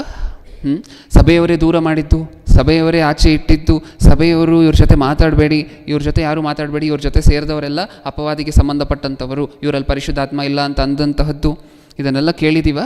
ಹಾಂ, ಹಾಗಾದರೆ ಇಲ್ಲಿ ಬರೆದಿರುವಂತಹ ಮಾತು ನೆರವೇರ್ತಿದೆಯಾ? ಮೋಸಗಾರರು ಅಂತ ಅನ್ನಿಸ್ಕೊಂಡಿರುವಂತಹ ಸತ್ಯವಂತರು ಅಪೋಸ್ತಲರು. ಹೌದಾ? ನಮ್ಮನ್ನು ಇದೇ ಥರ ಅನ್ನತ್ತಲ್ವ ಸಮಾಜ? ನಮ್ಮನ್ನು ಇದೇ ಥರ ದೂರ ಮಾಡುತ್ತಲ್ವ? ನಮ್ಮನ್ನು ಇದೇ ಥರ ದೂರ ಇಡುತ್ತಲ್ವ? ಇಡುತ್ತೆ. ನಮ್ಮನ್ನು ಇದೇ ಥರ ಬಹಿಷ್ಕಾರ ಮಾಡುತ್ತಲ್ವ? ಮಾಡುತ್ತೆ. ನಾವು ನಿಜ ಹೇಳಿದ್ರೆ ಖಂಡಿತವಾಗ್ಲೂ ಬಹಿಷ್ಕಾರ ಮಾಡುತ್ತೆ, ನಾವು ನಿಜ ಹೇಳಿದ್ರೆ ಖಂಡಿತವಾಗ್ಲೂ ದೂರ ಇಡುತ್ತೆ, ನಾವು ನಿಜ ಹೇಳಿದ್ರೆ ಖಂಡಿತವಾಗ್ಲೂ ಯಾರು ಇವ್ರ ಜೊತೆ ಸೇರಬೇಡಿ, ಇವರು ಅಪವಾದಿಗೆ ಸಂಬಂಧಪಟ್ಟಿರುವಂಥವರು, ಪರಿಶುದ್ಧಾತ್ಮ ಇಲ್ಲ ಅಂತ ಹೇಳುತ್ತೆ. ಇದು ಅಪೊಸ್ತಲರ ಪರಿಸ್ಥಿತಿ. ಅವರಿಗೆ ಅಪಕೀರ್ತಿ ಬಂತು ಸತ್ಯ ಹೇಳಿರುವುದರಿಂದ, ಅವರಿಗೆ ಮೋಸಗಾರರು ಅನ್ನುವಂತಹ ಟ್ಯಾಗ್ ಬಂತು. ಇನ್ನೇನು ಬೇಕು ಸಮಾಜಕ್ಕೆ? ಅದೇ ಜಾಗದಲ್ಲಿ ಅಪೊಸ್ತಲರು ಬೇಡ. ಇಲ್ಲಿ ಸಭೆಗೆ ನೀವು ಬರ್ತಿದ್ದೀರಲ್ವ ಪ್ರಿಯರೇ, ವಾರ ನೀವು ಸಭೆಗೆ ಬಂದಾಗ ಚೇರ್ ಎಷ್ಟಿದೆಯೋ ಅಷ್ಟೇ ಜನ ಕಾಣಿಸ್ತಾರ, ತುಂಬ ಹೋಗಿ ಪೂರ್ತಿ ಬಿಲ್ಡಿಂಗ್ ಎಲ್ಲ ತುಂಬ ಹೋಗಿ ಅಲ್ಲಿ ರಸ್ತೆಯಲ್ಲೂ ಸಹ ಚೇರ್ ಹಾಕುವಷ್ಟು ಜನ ಬರ್ತಾರೆ. ಎಷ್ಟು ಜನ ಬರ್ತಾರೆ? ಎಷ್ಟು ಚೇರ್ ಇದೆಯೋ ಅಷ್ಟು ಜನ ಬರ್ತಾರೆ. ಒಂದೊಂದು ಸಾರಿ ಚೇರ್ಗಳು ಸಹ ಖಾಲಿ ಇರುತ್ತೆ. ನಿಜನಾ? ಹೌದಾ? ಏನಕ್ಕೋಸ್ಕರ ಬಿಲ್ಡಿಂಗ್ ಪೂರ್ತಿ ತುಂಬೋಗ್ತಿಲ್ಲ? ಅದೇ ಜಾಗದಲ್ಲಿ ಇಲ್ಲೊಂದು 10 ಜನರನ್ನು ನಿಲ್ಲಿಸ್ಬಿಟ್ಟು ಟಚ್ ಅಂತ ಅಂದ್ವಿ ಅಂತ ಅಂದ್ಕೊಳ್ಳಿ. ಈ ಕಡೆ ಇರುವಂಥ 10 ಜನ ಬಿದ್ದರು ಅಂತ ಅಂದ್ಕೊಳ್ಳಿ. ಈ ಕಡೆ ತಿರುಗಿಸಿ ಟಚ್ ಅಂದಿದ ತಕ್ಷಣ ವಿಲಿ ಅಂತ ಹೇಳಿ ಒದ್ದಾಡ್ತಿದ್ದಾರೆ ಅಂತ ಅಂದ್ಕೊಳ್ಳಿ. ಇದನ್ನು ಲೈವ್ ಕೊಟ್ವಿ ಅಂತ ಅಂದ್ಕೊಳ್ಳಿ. ನೆಕ್ಸ್ಟ್ ವಾರ ನೋಡ್ತೀರಾ ಬಿಲ್ಡಿಂಗ್ ತುಂಬೋಗುತ್ತೆ? ಹೌದಾ? ನಮಗೇನು ಅರ್ಥ ಆಗ್ತಿದೆ ಇದರಿಂದ? ಪ್ರಪಂಚ ಎಷ್ಟು ಚೆನ್ನಾಗಿ ಮೋಸ ಮಾಡೋರು ಯಾರಾದರೂ ಇದ್ದೀರಾ? ಪ್ಲೀಸ್ ಬನ್ನಿ, ನಮಗೆ ಮೋಸ ಹೋಗಬೇಕು ಅಂತ ಅನ್ನಿಸ್ತಿದೆ ಅನ್ನೋ ರೀತಿ ಕಾಣಿಸ್ತಿಲ್ಲ ಪ್ರಪಂಚ ನಿಮಗೆ? ಅದೇ ಥರ ಅಲ್ವಾ ಇರುವಂತಹದ್ದು ಪ್ರಪಂಚ? ಮೋಸ ಮಾಡೋರು ಯಾರಾದರೂ ಇದ್ದೀರಾ? ನಾವು ಮೋಸ ಹೋಗಕ್ಕೆ ರೆಡಿ, ಬನ್ನಿ ಅಂತ. ಅಪೊಸ್ತಲರು ಮೊದಲನೇ ಶತಮಾನದಲ್ಲಿ ಈ ಥರ ಮೋಸ ಮಾಡಬೇಕು ಅಂತ ಅಂದ್ಕೊಂಡಿದ್ರೆ ಲೆಕ್ಕ ಇರ್ತಿರಲಿಲ್ಲ. ಅವ್ರು ಯಾವತ್ತೂ ಅದನ್ನು ಅಂದ್ಕೊಂಡಿಲ್ಲ. ಸತ್ಯ ಏನಿದೆಯೋ ಆ ಸತ್ಯವನ್ನೇ ಎಲ್ಲರಿಗೂ ಸಹ ಬೋಧಿಸಬೇಕು ಅಂತ ಅಂದ್ಕೊಂಡ್ರು. ಅದಕ್ಕೋಸ್ಕರನೇ ಇವ್ರಿಗೆ ಮೋಸಗಾರರು ಅನ್ನುವಂತಹ ಟ್ಯಾಗ್ ಬಂದಿತ್ತು. ಸೆಮಿನಾರ್ ಇದೆಯಲ್ವ ಜಾನ್ವರಿಗೆ, ಆ ಸೆಮಿನಾರಲ್ಲಿ ಸುವಾರ್ತೆ ಮಹಾಸಭೆಗಳು ಅನ್ನೋದರ ಬದಲು ಸ್ವಸ್ಥತಾ ಮಹಾಕೂಟ ಅಂತ ಇಟ್ಬಿಡ್ಲಿ ಟೈಟಲ್ಲು. ನೋಡಿ ಒಂದು ಸಾರಿ ಎಷ್ಟು ಜನ ಬರ್ತಾರೆ ಅಂತ ನೋಡಿ. ನಮಗೂ ಸಹ ಜಾಗ ಇರೋದಿಲ್ಲ, ಸಭೆಯವರೆಲ್ಲರೂ ಮನೆಯಿಂದ ಲೈವ್ ನೋಡಬೇಕು. ಸ್ವಸ್ಥತೆ ಮಹಾಸಭೆಗಳು ಅನ್ನುವಂತಹ ಟೈಟಲ್ ಇಟ್ಟರೆ ಎಲ್ಲರೂ ಸಹ ಟ್ರಾಲಿಗಳನ್ನು ತೊಗೊಂಡು, ಸ್ಟ್ರೆಚ್ಚರ್ಗಳನ್ನು ತೊಗೊಂಡು, ಇವರು ಕಾಲಿಲ್ಲ, ಅವ್ರಿಗೆ ಕಣ್ಣಿಲ್ಲ, ಇದಿಲ್ಲ, ಅವ್ರಿಗೆ ಅದಿಲ್ಲ, ಸ್ವಸ್ಥ ಮಾಡ್ತಾರಂತೆ, ಬನ್ನಿ ಅಂತ ಹೇಳಿ ಬರ್ತಾರೆ. ಗೊತ್ತಾ? ಬೇರೆ ಬೇರೆ ಸ್ಟೇಟ್ಗಳಿಂದ ಬರ್ತಾರೆ. ಬೇರೆ ಸ್ಟೇಟ್ಗಳೇನು, ಕಂಟ್ರಿ ಬಿಟ್ಟು ಫ್ಲೈಟ್ ಚಾರ್ಜ್ ಇಟ್ಕೊಳ್ಬೇಕಾದ್ರೆ ಬೇರೆ ದೇಶದಿಂದನೂ ಬರಲಿಕ್ಕೆ ರೆಡಿ. ಆಂಧ್ರದಲ್ಲಿ ಒಂದು ಸಭೆ ನಡೀತಿತ್ತು, ಪಬ್ಲಿಕ್ ಮೀಟಿಂಗ್. ಅಲ್ಲಿ ನಾರ್ಮಲ್ ಆಗಿ ಕ್ಯಾಮ್ರಾದಲ್ಲಿ ರೆಕಾರ್ಡ್ ಮಾಡಬೇಕಾದ್ರೆ ಒಂದು ಸ್ತ್ರೀ ಇಂಟರ್ವ್ಯೂ ಕೊಟ್ಟಳು. ಅಮ್ಮ, ನೀನು ಎಲ್ಲಿಂದ ಬಂದಿದ್ಯಮ್ಮ ಈ ಸಭೆಗೆ ಅಂತ ಹೇಳಿ ಕೇಳಿದ್ರೆ, ಅವರಿರುವಂತಹ ಸ್ಯಾನ್ ಫ್ರಾನ್ಸಿಸ್ಕೋ, ನ್ಯೂಯಾರ್ಕ್ ಹತ್ತತ್ರ ಅಮೇರಿಕಾದಲ್ಲಿ. ಅಲ್ಲಿಂದ ಬಂದ್ರ? ಹೌದು. ಅಬ್ಬಾ, ಎಷ್ಟು ಆಸಕ್ತಿ ಸುವಾರ್ತೆ ಅಂದರೆ, ಎಷ್ಟು ಆಸಕ್ತಿ ವಾಕ್ಯ ಅಂತ ಹೇಳಿದ್ರೆ ಅಂತ ಅಂದ್ಕೊಡ್ಲಿಕ್ಕಂತೂ ಹೋಗಬೇಡಿ. ಏನು ಸಮಾಚಾರ, ಹೆಂಗೆ ನಿಮ್ಗೆ ಇಷ್ಟೊಂದು ಆಸಕ್ತಿ, ಇಲ್ಲಿಂದ ಇಷ್ಟೊಂದು ಇಂಟ್ರೆಸ್ಟ್ ಎಲ್ಲಿಂದ ಬಂತು ಅಂತ ಹೇಳಿ ಕೇಳಿದ್ರೆ, ಆ ವಿಡಿಯೋ ಮಾಡುವಂಥವ್ರು, ಇಲ್ಲ ನಾನು ಯಜಮಾನ್ರಿಗೆ ಸ್ವಲ್ಪ ಕಿವಿ ಕೇಳಿಸೋದಿಲ್ಲ, ಅದಕ್ಕೋಸ್ಕರ ಅವ್ರು ಕಿವಿ ಕೇಳಿಸುತ್ತೇನೋ ಅಂತ ಹೇಳಿ ತುಂಬ ವರ್ಷದಿಂದ, ಇನ್ನೂ ಯೌವನ ಕಾಲನೇ ಆದರೂ ಸಹ ಕಿವಿ ಕೇಳಿಸ್ದೆ ಹೊರಟೋಗಿದೆ. ಇಲ್ಲಿಗೆ ಬಂದರೆ ಇದೆಲ್ಲ ಸರಿ ಹೋಗುತ್ತೆ ಅಂತ ಯಾರೋ ಹೇಳಿದ್ರು, ಅದಕ್ಕೋಸ್ಕರ ಅಲ್ಲಿಂದ ಬಂದ್ವಿ ಅನ್ಕೊಬೇಕಾಗಿತ್ತು. ನ್ಯೂಯಾರ್ಕಿಂದ ಬಂದಿದ್ದೀವಿ ಅಂದಾಗೆ ಅನ್ಕೊಬೇಕಾಗಿತ್ತಲ್ವ. ವಾಕ್ಯಕ್ಕೆ ಆಸಕ್ತಿ ಕೊಟ್ಟು ಅಷ್ಟು ದೂರದಿಂದ ಬರುವಂಥವ್ರು ತುಂಬ ಕಮ್ಮಿ ಅಂತ ಹೇಳಿ. ಇದು ಸಮಾಜದ ಪರಿಸ್ಥಿತಿ. ನೀವು ಮೋಸ ಮಾಡ್ತೀರಾ, 1,00,000 ಜನ ಕೊಡ್ತಾರೆ, 1,000,000 ಜನ ಕೊಡ್ತಾರೆ. ನೀವು ಸತ್ಯ ಹೇಳ್ತೀರಾ, ಒಬ್ಬರೂ ಸಹ ಇರೋದಿಲ್ಲ. ಒಂದೊಂದು ಸಾರಿ ಒಬ್ಬರೂ ಇರೋದಿಲ್ಲ. ಒಬ್ಬರಿಗೂ ಸಹ ಸುವಾರ್ತೆ ಹೇಳುವಂಥ ಪರಿಸ್ಥಿತಿಗಳು ಬರುತ್ತೆ. ಗೊತ್ತಾ? ದೈವ ಸೇವಕರು, ಪರೀಕ್ಷೆ ಬರೀತಿರುವಂತಹ ವಿದ್ಯಾರ್ಥಿಗಳು, ಪ್ರಿಪೇರ್ ಆಗ್ತಿರುವಂಥವ್ರು, ಅಬ್ಬಾ ಅಷ್ಟು ಜನರ ಮುಂದೆ ನಿಂತ್ಕೊಂಡು ವಾಕ್ಯ ಹೇಳಲಿಕ್ಕೆ ಅವಕಾಶ ಸಿಕ್ಕುತ್ತೆ ಅಂತ ಅಂದ್ಕೊಳ್ಬಂತಹದ್ದು ಸರಿಯೇ. ಒಂದೊಂದು ಸಾರಿ ಕೆಲವೊಂದು ಸಾರಿ ದೇವ್ರು ಏನು ಮಾಡ್ತಾರೆ ಗೊತ್ತಾ? ಮಗನೇ, ಒಬ್ಬನನ್ನು ಕೂರಿಸ್ತೀನಲ್ಲಿ ಮುಂದೆ, ವಾಕ್ಯ ಹೇಳ್ಬಿಡು, ಒಂದು ಪ್ರಸಂಗ ಮಾಡು ಅನ್ನುವಂಥ ಪರಿಸ್ಥಿತಿ ತೊಗೊಂಡು ಬಂದಿಡ್ತಾರೆ ದೇವರು. ಯಾವಾಗಲೂ ಸಹ ಪ್ರಸಂಗ ಮಾಡಬೇಕಾದ್ರೆ 100-200 ಜನ ಇರೋದಿಲ್ಲ ಪ್ರಿಯರೇ, ಒಬ್ಬರು ಇರ್ತಾರೆ ಒಂದೊಂದು ಸಾರಿ. ಒಬ್ಬರೇ, ಈ ಒಬ್ರಿಗೆ ನಾನು ಪ್ರಸಂಗ ಮಾಡಬೇಕಾ ಅಂತ ಅಂದ್ವಿ ಅಂತ ಅಂದ್ಕೊಳ್ಳಿ, ದೇವ್ರು ಅಲ್ಲಿಂದ ತಳ್ಳಿದ್ರೆ ಎಲ್ಲಿ ಬೀಳ್ತೀವಿ ಅಂತಲೂ ಸಹ ಗೊತ್ತಿರೋದಿಲ್ಲ. ಒಬ್ಬರಿಗೂ ಪ್ರಸಂಗ ಮಾಡಬೇಕಾ? ಹೌದು. ಸತ್ಯ ಅಂದರೆ ಹಾಗೆ, ಯಾರೂ ಇರೋದಿಲ್ಲ. ಸತ್ಯ ಅಂದರೆ ಓಡೋಗ್ತಾರೆ. ಮೋಸಗಾರರು ಅಂತಾರೆ ನಾವು ಸತ್ಯ ಹೇಳ್ತೀವಿ ಅಂತ ಹೇಳಿದ್ರೆ. ನಿಜನಾ? ಇದನ್ನೆಲ್ಲ ನೋಡ್ತಿರ್ಬೇಕಾದ್ರೆ ಏನು ಅನ್ನಿಸ್ತಿದೆ ನಮಗೆ? ನಮ್ಮ ಮೈಂಡ್ ಸೆಟ್ಟನ್ನು ರೆಡಿ ಮಾಡ್ಕೋಬೇಕು ಇವಾಗಲಿಂದಲೇ, ನಮ್ಮ ಆಲೋಚನೆಗಳನ್ನು. ಹಾಗಾದರೆ ಸತ್ಯ ಅಂದರೆ ಹೀಗೆ ಜನ, ಸತ್ಯ ಅಂದರೆ ತಿರಸ್ಕಾರ ಮಾಡ್ತಾರೆ ಪ್ರತಿಯೊಬ್ಬೊಬ್ಬರು. ಸತ್ಯ ಅಂತ ಹೇಳಿದ್ರೆ ನಮ್ಮನ್ನು ಮೋಸಗಾರರು ಅಂತಾರೆ. ನೀವು ಪ್ರಪಂಚಕ್ಕೆ ಸತ್ಯ ಹೇಳಿದ್ರೆ ನಿಮಗೆ ಸಿಕ್ಕುವಂತಹ ಅಂತಸ್ತು ಇದೆ. ಆದರೆ ಇನ್ನೊಂದು ಕಡೆ ಇದೆ, ಆಬ್ವಿಯಸ್ಲಿ ನಾನು ಅದನ್ನು ಇಲ್ಲ ಅಂತ ಹೇಳ್ತಿಲ್ಲ. ನೀವು ದೈವ ಸೇವಕರಾಗಿದ್ದರೆ ಖಂಡಿತವಾಗಲೂ ವಾಕ್ಯವನ್ನು ಪ್ರೀತಿಸುವಂಥವರ ಕಡೆಯಿಂದ ನಿಮಗೆ ಸಿಕ್ಕುವಂತಹ ಗೌರವ ಘನತೆ ನಿಮಗೆ ಸಿಗ್ತಾನೆ ಇರುತ್ತೆ, ಅದು ಸತ್ಯ. ಆದರೆ ಯಾಕೋ ಮನುಷ್ಯರು ಅಂದರೆ ನಾವು ಹೇಗೆ ಗೊತ್ತಾ, ನಮಗೆ ಗೌರವ ಘನತೆ ಸಿಗ್ತಿದೆ ಅಂತ ಹೇಳಿದ್ರು ನಮ್ಗೆ ಅದು ನೆನಪು ಬರೋದಿಲ್ಲ. ಯಾರೋ ನಮ್ಮನ್ನು ಮೋಸಗಾರರು ಅಂತ ಅಂದರು ಅಂತ ಅಂದ್ಕೊಳ್ಳಿ, ನಮಗೆ ಅದೇ ಮತ್ತೆ ತಲೆಯಲ್ಲಿ ಓಡ್ತಿರುತ್ತೆ, ಅವ್ರು ಮೋಸಗಾರರಂದ್ರಲ್ವಾ.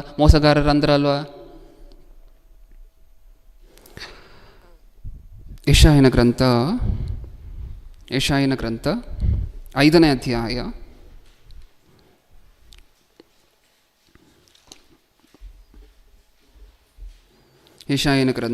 5ನೇ ಅಧ್ಯಾಯ 20ನೇ ವಚನ.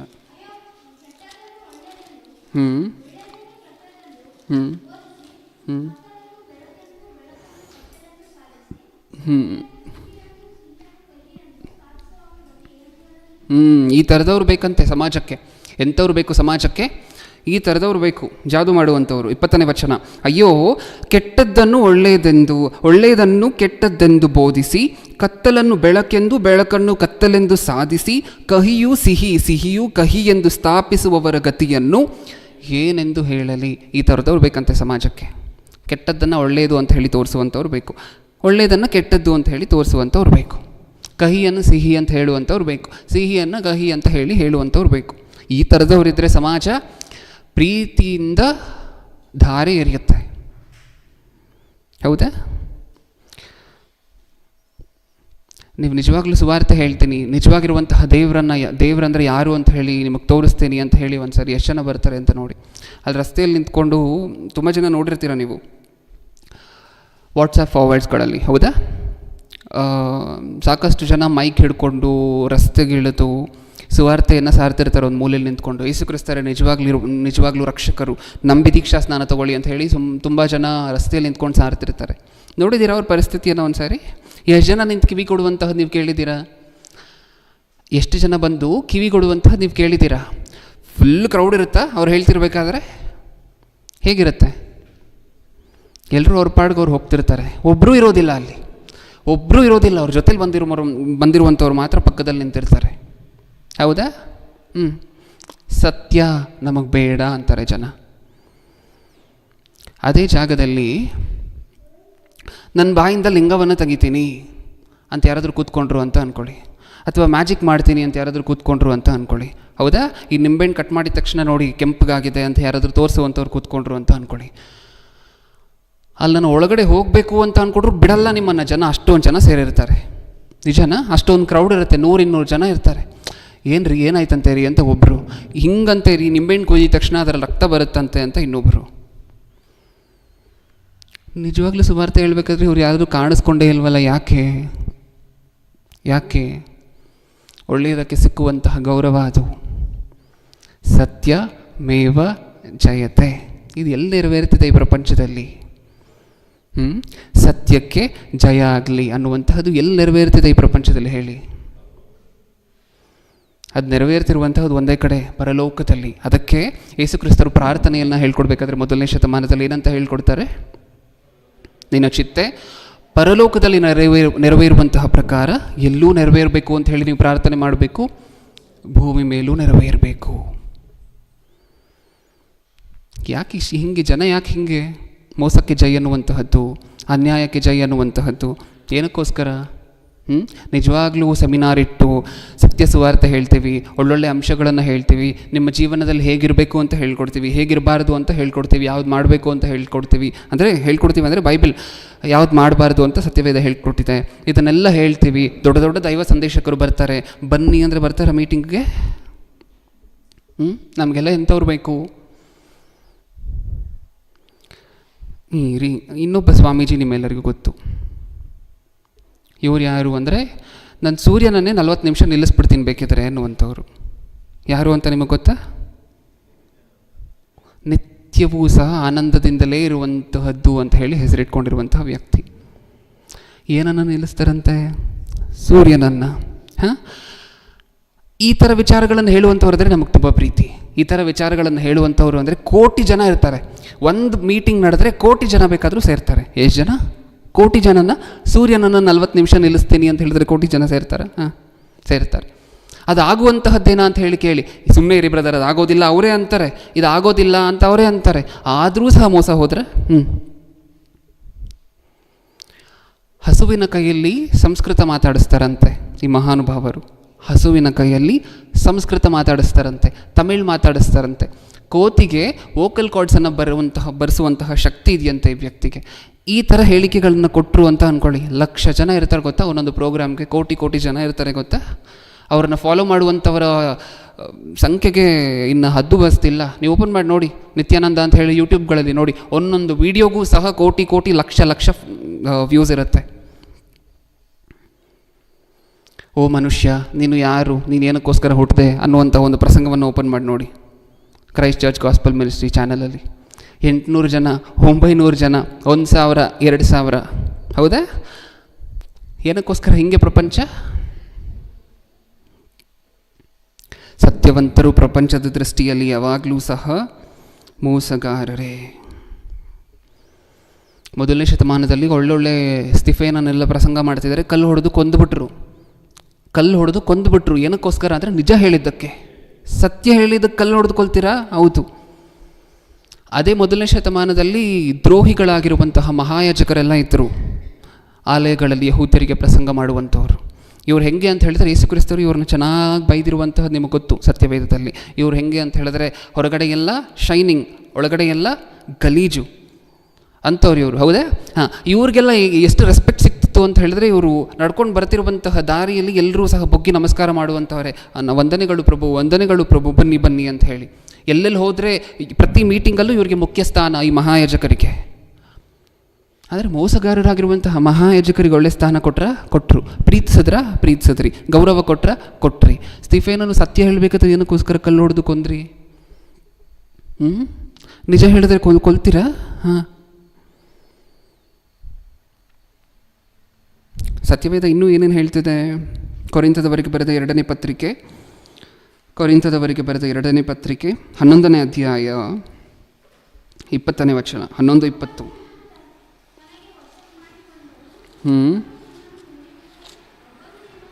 ಜೋರಾಗಿ 11-20.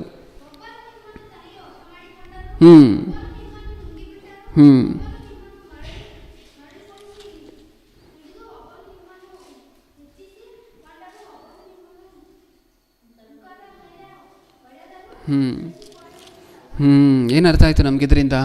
ಎಲ್ಲ ಸಮಾಜದ ಬಗ್ಗೆನೇ ಬರ್ಸಿರೋ ಹಂಗಿದೆಯಲ್ವಾ? ನಮಗೆ ಅನ್ನಿಸ್ತಿರ್ಬೋದು ಈ ಸಮಾಜ ಯಾಕೆ ಹಿಂಗೆ ಅಂತ.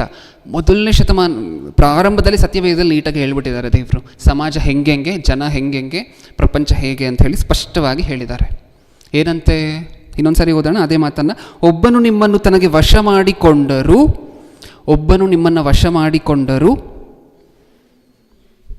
ಒಂದು ಸ್ವಾಮೀಜಿ ಕೂತ್ಕೊಂಡು ನಾನೇ ದೇವರು, ಅಥವಾ ಒಬ್ಬರು ಪಾಸ್ಟರ್ ಕೂತ್ಕೊಂಡು ಏನೋ ತಪ್ಪಾಗೆಲ್ಲ ಹೇಳ್ಕೊಂಡು ಹೋಗ್ತಿದ್ದಾರೆ ಅಂತ ಅಂದ್ಕೊಳ್ಳಿ. ಅಲ್ಲಿ ಜನಸಾಗರ ನಿಮ್ಮ ಕೈಯಲ್ಲಿ ಲೆಕ್ಕ ಮಾಡಲಿಕ್ಕೂ ಆಗೋದಿಲ್ಲ, ಅಷ್ಟು ಜನ ಇರ್ತಾರೆ. ಹೌದಾ? ಬೋಧಕರೇ ಆಗಿರಬಹುದು. ನಾನು ಬರೀ ಕ್ರೈಸ್ತವ್ಯದಲ್ಲಿರುವಂಥವರೆಲ್ಲ ಒಳ್ಳೆಯವರು ಅಂತ ಹೇಳಿ ಮಾತಾಡ್ತಿಲ್ಲ.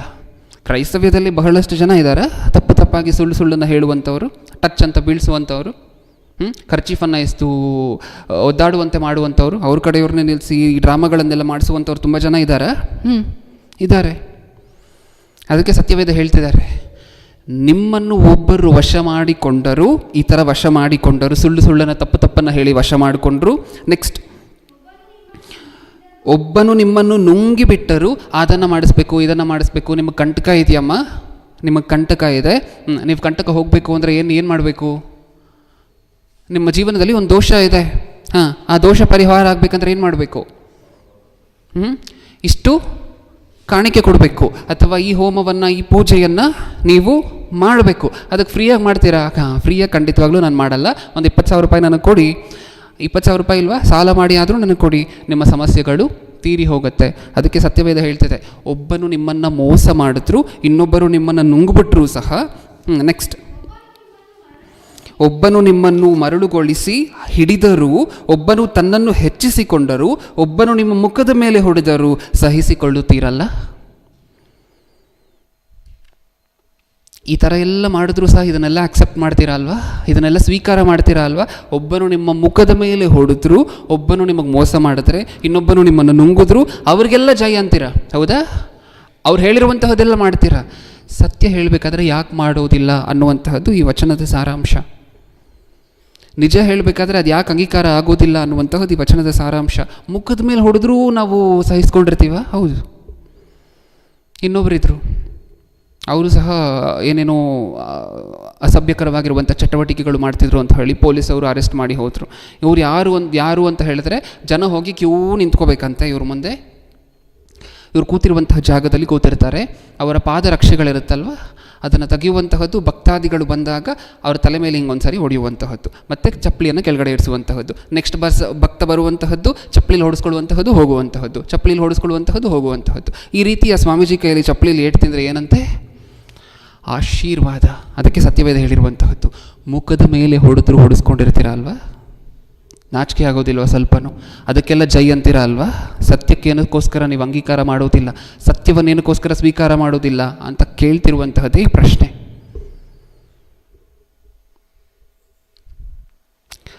ಹೋಗಲಿ, ಸತ್ಯವನ್ನು ಬಿಟ್ಬಿಡಿ, ಸತ್ಯವೇದವನ್ನು ಸ್ವಲ್ಪ ಹೊತ್ತು ಪಕ್ಕಕ್ಕಿಡೋಣ. ಈ ಲೋಕದಲ್ಲಿ ಯಾರಾದರೂ ಬಂದು ಒಳ್ಳೆಯದನ್ನು ಮಾಡ್ತೀವಿ ಅಂತ ಅಂದರು ಅಂತ ಅಂದ್ಕೊಳ್ಳಿ, ಅವ್ರನ್ನಾದರೂ ಸ್ವೀಕಾರ ಮಾಡ್ತೀವ ನಾವು? ಅವ್ರನ್ನಾದರೂ ಸ್ವೀಕಾರ ಮಾಡ್ತೀವ ಪ್ರಿಯರೇ? ಒಂದಷ್ಟು ವರ್ಷಗಳ ಹಿಂದೆ ಒಂದು ಸಾರಿ ಒಬ್ಬರು ಎಲೆಕ್ಷನಲ್ಲಿ ಗೆದ್ದರು, ಪೊಲಿಟಿಷಿಯನ್. ರಾಜಕಾರಣಿಗಳ ಬಗ್ಗೆ ಮಾತಾಡೋಣ ಸ್ವಲ್ಪ ಹೊತ್ತು, ಅಂದರೆ ಒಂದು ನಿಮಿಷ 2 ನಿಮಿಷ. ಅಂದರೆ ಸಮಾಜ ಸತ್ಯವೇದದ ಹತ್ರ ಮಾತ್ರ ಅಲ್ಲ, ಸತ್ಯವೇದ ಸತ್ಯ ಹೇಳುತ್ತೆ ಅಂದರೆ ಸ್ವೀಕಾರ ಮಾಡೋದಿಲ್ಲ. ಹೋಗ್ಲಿ, ಜನ ಯಾರಾದರೂ ಬಂದು ನಾನು ಒಳ್ಳೆಯದನ್ನು ಮಾಡ್ತೀನಿ ಸಮಾಜಕ್ಕೆ ಅಂದರೆ ಅದನ್ನಾದರೂ ಸ್ವೀಕಾರ ಮಾಡ್ತಾರೆ ಅಂದರೆ ಅದನ್ನು ಸ್ವೀಕಾರ ಮಾಡೋದಿಲ್ಲ. ಒಂದು ರಾಜಕೀಯ ಪಾರ್ಟಿ ಎಲೆಕ್ಷನಲ್ಲಿ ಗೆಲ್ತು ಒಂದು ಸ್ಟೇಟಲ್ಲಿ, ದೇಶದಾದ್ಯಂತ ಅದರ ಬಗ್ಗೆ ಮಾತಾಡ್ತಿಲ್ಲ ನಾನು, ಒಂದು ಚಿಕ್ಕ ಸ್ಟೇಟಲ್ಲಿ ಒಂದು ಪಾರ್ಟಿ ಎಲೆಕ್ಷನಲ್ಲಿ ಗೆಲ್ತು. ಚೀಫ್ ಮಿನಿಸ್ಟರ್ ಆಗಿದ ತಕ್ಷಣ ಈ ವ್ಯಕ್ತಿ ಅಂದ್ಕೊಂಡಂತಹದ್ದೇನು ಗೊತ್ತಾ?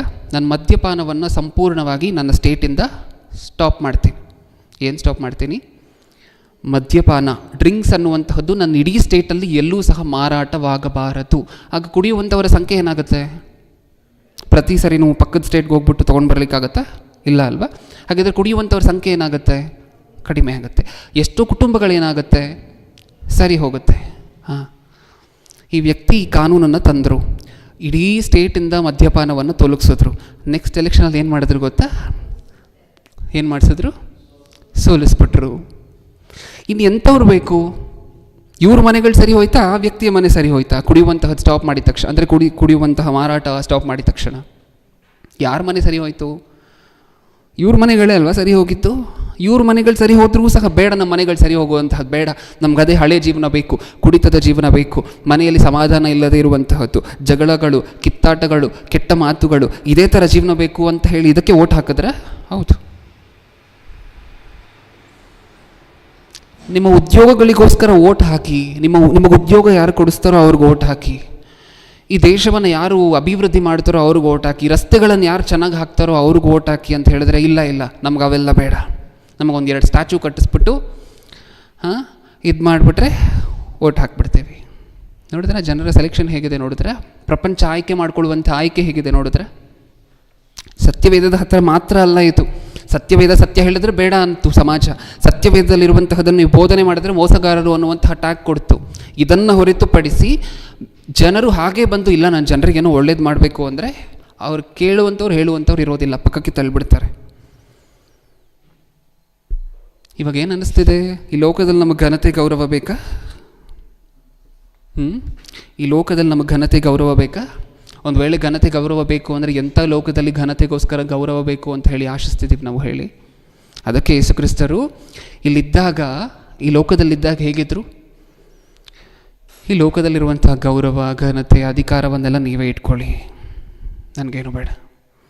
ಅಪೊಸ್ತಲರು ಹೇಗಿದ್ದರು? ಈ ಲೋಕದಲ್ಲಿ ಜೀವನ ಮಾಡುವುದಕ್ಕಿಂತ ನಾನು ಹೊರಟೋದ್ರೆ ಎಷ್ಟೋ ಚೆನ್ನಾಗಿರುತ್ತೆ.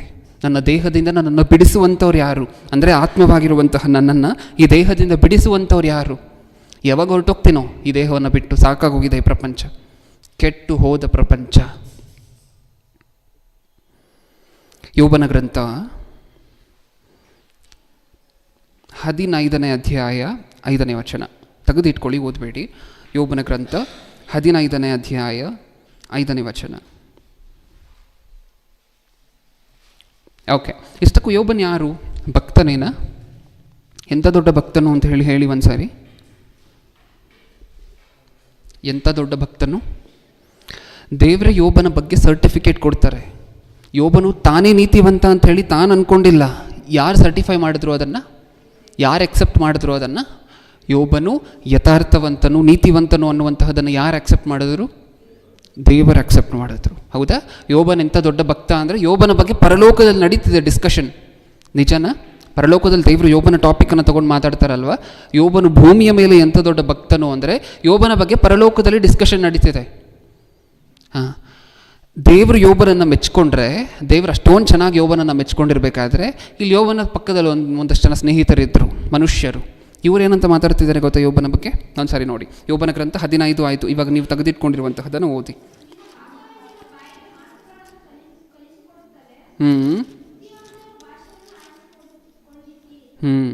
ಏನಂತೆ? ನೀನು ಯೋಬನೇ, ನಿನಗೆ ಈ ಪರಿಸ್ಥಿತಿ ಏನಕ್ಕೋಸ್ಕರ ಬಂತು ಗೊತ್ತಾ?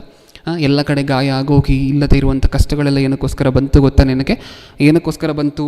ನಿನ್ನ ಪಾಪವೇ ನಿನ್ನ ಬಾಯಿಗೆ ಮಾತುಗಳನ್ನು ಕಲಿಸಿಕೊಡುತ್ತದೆ, ಯುಕ್ತಿವಂತರ ಭಾಷೆಯನ್ನು ಆರಿಸಿಕೊಂಡಿದ್ದಿ. ನಿನಗೆ ಈ ಪರಿಸ್ಥಿತಿ ಏನಕ್ಕೋಸ್ಕರ ಬಂತು? ಈ ಹೀನಾಯವಾಗಿರುವಂಥ ಪರಿಸ್ಥಿತಿ ಏನಕ್ಕೋಸ್ಕರ ಬಂತು ನಿನಗೆ? ಏನಕ್ಕೋಸ್ಕರ ಬಂತು ಅಂತ ಹೇಳ್ತಿದ್ದಾರೆ? ನೀನು ಪಾಪ ಮಾಡಿದ್ಯಾ, ನೀನು ದ್ರೋಹಿ. ದೇವ್ರು ಏನಂತಿದ್ದಾರೆ ಆ ಕಡೆ? ನೀನು ನೀತಿವಂತ, ನೀನು ಯಥಾರ್ಥವಂತನು. ದೇವರು ಪರಲೋಕದಲ್ಲಿ ಡಿಸ್ಕಷನ್ ಮಾಡ್ತಿದ್ದಾರಂತೆ ಯೋಬನ ಬಗ್ಗೆ. ಮನುಷ್ಯರು ಏನಂತಿದ್ದಾರೆ? ನೀನು ಪಾಪಿ, ಅದಕ್ಕೋಸ್ಕರ ನಿನಗೆ ಇಷ್ಟೊಂದು ಶಾಪ ಬಂದಿದೆ ಅಂತಿದ್ದಾರೆ. ದೇವ್ರು ನೀತಿವಂತ ಅಂದರೆ ಜನ ಪಾಪಿ ಅಂತಾರೆ, ಜನ ನೀತಿವಂತ ಅಂದರೆ ದೇವ್ರು ಏನಂತಾರೆ? ಪಾಪಿ ಅಂತಾರೆ.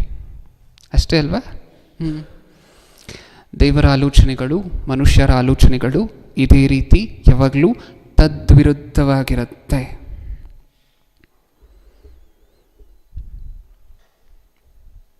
ಇದನ್ನು ಹೇಳುವಂತಹದನ್ನು ನಿಲ್ಲಿಸಿ ಪರಲೋಕಕ್ಕೆ ಹೋಗಿ ಬಂದೆ. ನಾನು ಸಾಕಷ್ಟು ಸರಿ ಹೋಗಿ ಬಂದೆ. ಅಲ್ಲಿ ಪೇತ್ರ ಸಿಕ್ಕಿದ್ರು, ಪೇತ್ರನಿಗೆ ಶೇಕ್ ಹ್ಯಾಂಡ್ ಕೊಟ್ಟೆ, ಯೋಹಾನನಿಗೆ ಹಾಯ್ ಹೇಳ್ದೆ ಅಂತ ಅಂದ್ವಿ ಅಂತ ಅಂದ್ಕೊಡಿ. ನಾನು ಆಗಲೇ ಹೇಳಿದ್ನಲ್ವಾ, ತುಂಬಿ ಹೊರಟೋಗುತ್ತೆ ಸಭೆ ಅನ್ನುವಂತಹದ್ದು.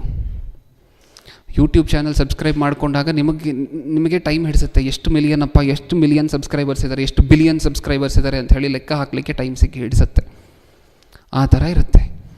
ಪರಲೋಕಕ್ಕೆ ನಾನು ತುಂಬ ಸರಿ ಹೋಗಿ ಬಂದೆ ಅಂತ ಹೇಳ್ತಾರೆ. ಅಂದರೆ ಅಸತ್ಯವನ್ನು ಎಷ್ಟು ಚೆನ್ನಾಗಿ ಪ್ರೀತಿ ಮಾಡ್ತಿದ್ದಾರೆ ಜನ, ಎಷ್ಟು ಚೆನ್ನಾಗಿ ಇಷ್ಟಪಡ್ತಿದ್ದಾರೆ. ಓಕೆ, ಈಗ ನೀವಿಷ್ಟನ್ನು ನೋಡಿದ್ದೀರಾ ಅಲ್ವಾ? ಹಳೆ ಒಡಂಬಡಿಕೆಯಲ್ಲೂ ಇದೇ ಥರ ಸಂದರ್ಭಗಳಿದೆ ಪ್ರಿಯರೇ. ಹಳೆ ಒಡಂಬಡಿಕೆಯಲ್ಲಿ ಯೋಸೇಫನ ಘಟನೆ ನಿಮ್ಮ ಕಣ್ಣು ಕಾಣಿಸುತ್ತೆ. ಯೋಸೇಫನು ಏನಕ್ಕೋಸ್ಕರ ಅಣ್ಣಂದೀರಿಗೆ ವಿರುದ್ಧವಾದರೂ ಹೇಳಿ? ಅಣ್ಣಂದೀರಿಗೆ ಆಗದೆ ಏನಕ್ಕೋಸ್ಕರ ಯೋಸೇಫನು ಹೋದರು? ಯೋಸೇಫನಿಗೆ ಮತ್ತೆ ಮತ್ತೆ ಮತ್ತೆ ಮತ್ತೆ ಕನಸುಗಳು ಬರ್ತಾ ಇತ್ತು. ಆ ಕನಸಲ್ಲೆಲ್ಲ ಯಾಕೋ ಅಣ್ಣಂದಿರು ಕೆಳಗಿರೋ ಹಾಗೆ ಯೋಸೇಫನು ಮೇಲಿರೋ ಹಾಗೆ ಬರ್ತಾ ಇತ್ತು ಕನಸು. ಹೌದಾ? ಒಂದು ಸಾರಿ ಕನಸು ಬರುತ್ತೆ, ಯೋಸೇಫನ ಸಿವುಡು ಮೇಲಿರುತ್ತೆ, ಅಣ್ಣಂದಿರ ಸಿವುಡುಗಳೆಲ್ಲ ಅದಕ್ಕೆ ತಲೆಬಾಗಿರುತ್ತೆ. ಈ ದರ್ಶನಗಳು, ಈ ಕನಸುಗಳೆಲ್ಲ ಯೋಸೇಫನಿಗೆ ಬೀಳ್ತಾ ಇತ್ತು. ಅದನ್ನೆಲ್ಲ ಇದ್ದದ್ದು ಇದ್ದ ಹಾಗೆ, ಸತ್ಯವನ್ನು ಸತ್ಯ ಹಾಗೆ ಹೋಗಿ ತಂದೆ ಹತ್ರ, ಅಣ್ಣಂದಿರ ಹತ್ರ ಎಲ್ಲ ಹೇಳ್ತಾ ಇದ್ರು. ಅದಕ್ಕೆ ಅವ್ರಿಗೆ ಆಗ್ತಿರ್ಲಿಲ್ಲ. ಓಹೋ, ಏನು ಇವ್ರು ಮಾತ್ರ ಯಾವಾಗಲೂ ನಮಗಿಂತ ಮೇಲಿರಬೇಕಾ ಯೋಸೇಫನು, ನಾವೆಲ್ಲ ಕೆಳಗಡೆ ಇರಬೇಕಾ ಅಂತ ಹೇಳಿ ಕೋಪ ಬರ್ತಾಯಿತ್ತು. ಇನ್ನೇನು ಹೇಳಬೇಕಾಗಿತ್ತು ಯೋಸೇಫನು? ಹೇಳಿ, ಇನ್ನೇನು ಹೇಳಬೇಕಿತ್ತು? ಕನಸು ಏನು ಬಿತ್ತು ಅದನ್ನೇ ತಾನೇ ಹೇಳಬೇಕು. ಉಲ್ಟಾ ಹೇಳಬೇಕಾ ಕನಸನ್ನು? ಇಲ್ಲ, ನನ್ನ ಸಿವುಡು ಕೆಳಗಿತ್ತು, ನಿಮ್ಮದೆಲ್ಲ ನನ್ನ ಸಿವುಡುಗಿಂತ ನಿಮ್ಮ ಸಿವುಡುಗಳೆಲ್ಲ ಮೇಲಿತ್ತು, ಈ ಥರ ಉಲ್ಟಾ ಹೇಳಬೇಕಾ? ಉಲ್ಟಾ ಹೇಳಿದರೆ ಸುಳ್ಳಲ್ವಾ ಅದು? ಹೌದಾ? ಹಾಂ, ಸುಳ್ಳು ಹೇಳಿದರೆ ಇಷ್ಟ ಆಗೋಗ್ತಿತ್ತು, ಅಷ್ಟೂ ಜನರಿಗೆ ಇಷ್ಟ ಆಗೋಗ್ತಿತ್ತು. ಸತ್ಯ ಹೇಳಿದ್ದಕ್ಕೆ ಮಾರ್ಬಿಟ್ರು. ಇಷ್ಟನ್ನು ನೋಡಿದ ನಂತರ ಯಾವಾಗಲಾದರೂ ಹಿಂದೆ ಹೊರಟೋಗ್ಬೇಕು, ಬೇಡಪ್ಪ, ಈ ಪ್ರಪಂಚವನ್ನು ಹೆದರಾಕೊಳ್ಳುವಂತಹದ್ದು ಬೇಡ, ನಾವು ಸುಳ್ಳನ್ನು ಹೇಳ್ಕೊಂಡೇ ಆರಾಮಾಗಿ ಪ್ರಪಂಚದ ಜೊತೆಯಲ್ಲಿ ನಾವು ಸಹ ಪ್ರಾಪಂಚಿಕರಾಗಿ ಬೆರೆತು ಹೊರಟೋಗೋಣ ಅಂತ ಯಾವತ್ತಾದರೂ ಅನಿಸಿದ್ರೆ ನೆನ್ಪಿಟ್ಕೊಳ್ಳಿ, ಪ್ರಪಂಚ ಪೂರ್ತಿ ನಿಮಗೆ ವಿರುದ್ಧವಾಗಿದ್ದರು, ಪ್ರಪಂಚ ಪೂರ್ತಿ ನಿಮಗೆ ಮೋಸಗಾರರು ಅಂತ ಅಂದರು, ದೇವರ ಬಾಯಿಂದ ಬರುವಂತಹ ನೀತಿವಂತ ಅನ್ನುವಂತಹ ಆ ಮಾತೇ ಅಲ್ವಾ ನಮಗೆ ಬೇಕಾಗಿರುವಂತಹದ್ದು? ಹೌದಾ? ದೇವರ ಬಾಯಿಂದ ಬರುವಂತಹ ಆ ಹೊಗಳಿಕೆನೇ ಅಲ್ವಾ ನಮಗೆ ಬೇಕಾಗಿರುವಂತಹದ್ದು? ಯೋಬನಿಗೆ ಪ್ರಪಂಚ ಪೂರ್ತಿ ಅಂದರೆ ಯೋಬನ ಸುತ್ತ ಇದ್ದಂತಹ ಪ್ರಪಂಚ ಅಂದರೆ ಅವರ ಸ್ನೇಹಿತರು, ಅವರ ಹೆಂಡತಿ, ಇವರೇ ಇಷ್ಟು ಜನ. ಇವರು ಇಷ್ಟೂ ಜನ ಯೋಬನಿಗೆ ಮೋಸಗಾರ, ನೀನು ಮೋಸ ಮಾಡಿದ್ಯಾ, ನೀನು ಪಾಪ ಮಾಡಿದ್ಯಾ, ಅದಕ್ಕೋಸ್ಕರ ನಿನಗೆ ಈ ಗತಿ ಬಂತು ಅಂತ ಹೇಳ್ತಿರ್ಬೇಕಾದ್ರೆ ಆ ಒಂದು ಮಾತು ದೇವರ ಬಾಯಿಂದ ಬಂತಲ್ವ, ಈತನು ಯಥಾರ್ಥವಂತನು, ನೀತಿವಂತನು, ಈ ಮಾತೇ ಅಲ್ವಾ ನಮಗೆ ಬೇಕಾಗಿರುವಂತಹದ್ದು? ನಿಮ್ಮನ್ನು ಯಾರಾದರೂ, ನೀವು ಸುವಾರ್ತೆ ಯಾರ ಮನೆಗಾದರೂ ಹೇಳಲಿಕ್ಕೆ ಹೋದ್ರಿ ಅಂತ ಅಂದ್ಕೊಳ್ಳಿ, ಅವ್ರು ಯಾರಾದರೂ ನೀನು ಹೇಳ್ತಿರುವಂತಹದ್ದೆಲ್ಲ ತಪ್ಪು, ಹಾಂ, ನಿನ್ನ ಸಭೆಯವರೇ ಬಹಿಷ್ಕಾರ ಹಾಕಿದ್ದಾರೆ, ಸಭೆಯವರೇ ನಿನ್ನನ್ನು ಹೊರಗಡೆ ಕಳಿಸಿದ್ದಾರೆ, ಯಾರೂ ವಿಶ್ವಾಸಿಗಳು ನಿನ್ನ ಜೊತೆ ಮಾತಾಡ್ತಿಲ್ಲ, ನಿನ್ನ ಮಾತು ನಾನು ಕೇಳಬೇಕಾ ಅಂತ ನಿಮ್ಮ ಮೇಲೆ ತಿರುಗಿಬಿದ್ರು ಅಂತ ಅಂದ್ಕೊಳ್ಳಿ. ನೆನ್ಪಿಟ್ಕೊಬೇಕಾಗಿರುವಂತಹದ್ದು ಒಂದೇ, ದೇವರು ನಿಮ್ಮ ಪಕ್ಷದಲ್ಲಿದ್ದಾರೆ. ಯಾರಾದರೂ ನಿಮ್ಮನ್ನು ನಿಂದಿಸಿದ್ರೆ, ಯಾರಾದರೂ ನಿಮ್ಮನ್ನು ಮೋಸಗಾರರು ಅಂದರೆ ಅವ್ರು ಯಾರನ್ನು ಬೈತಿದ್ದಾರೆ ಗೊತ್ತಾ? ಈಗಾಗಲೇ ಓದಂತಹ ವಚನವನ್ನು ಇನ್ನೊಂದು ಸಾರಿ ಓದೋಣ. ಯೋಹಾನನು ಬರೆದ ಸುವಾರ್ತೆ 15ನೇ ಅಧ್ಯಾಯ 23ನೇ ವಚನವನ್ನು ಓದೋಣ ಈ ಸಾರಿ. ಯೋಹಾನನು ಬರೆದ ಸುವಾರ್ತೆ 15ನೇ ಅಧ್ಯಾಯ 23ನೇ ವಚನ.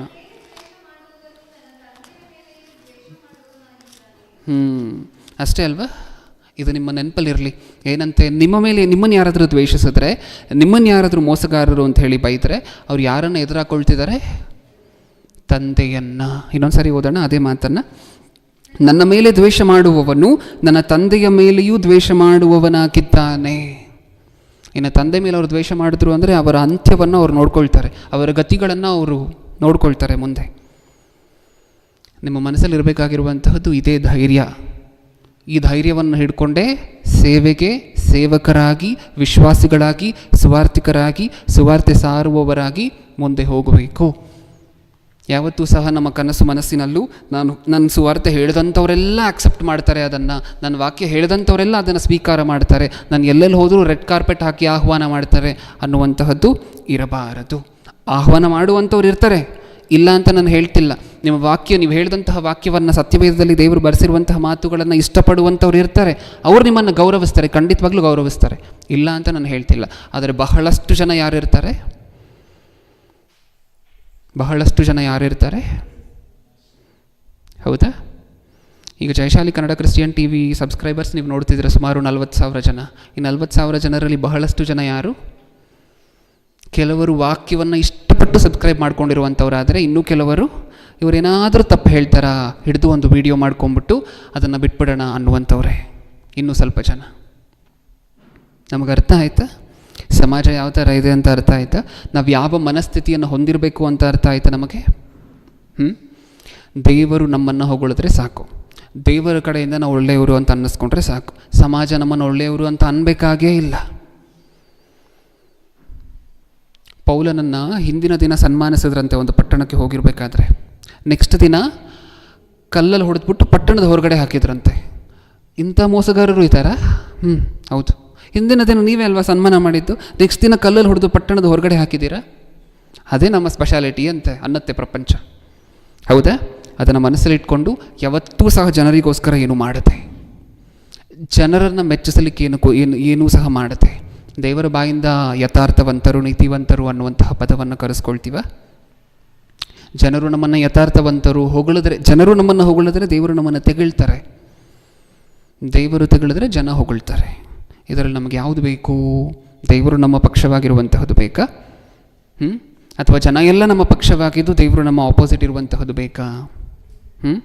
ಸತ್ಯವಂತರಾಗೇ ಇರ್ತೀವ?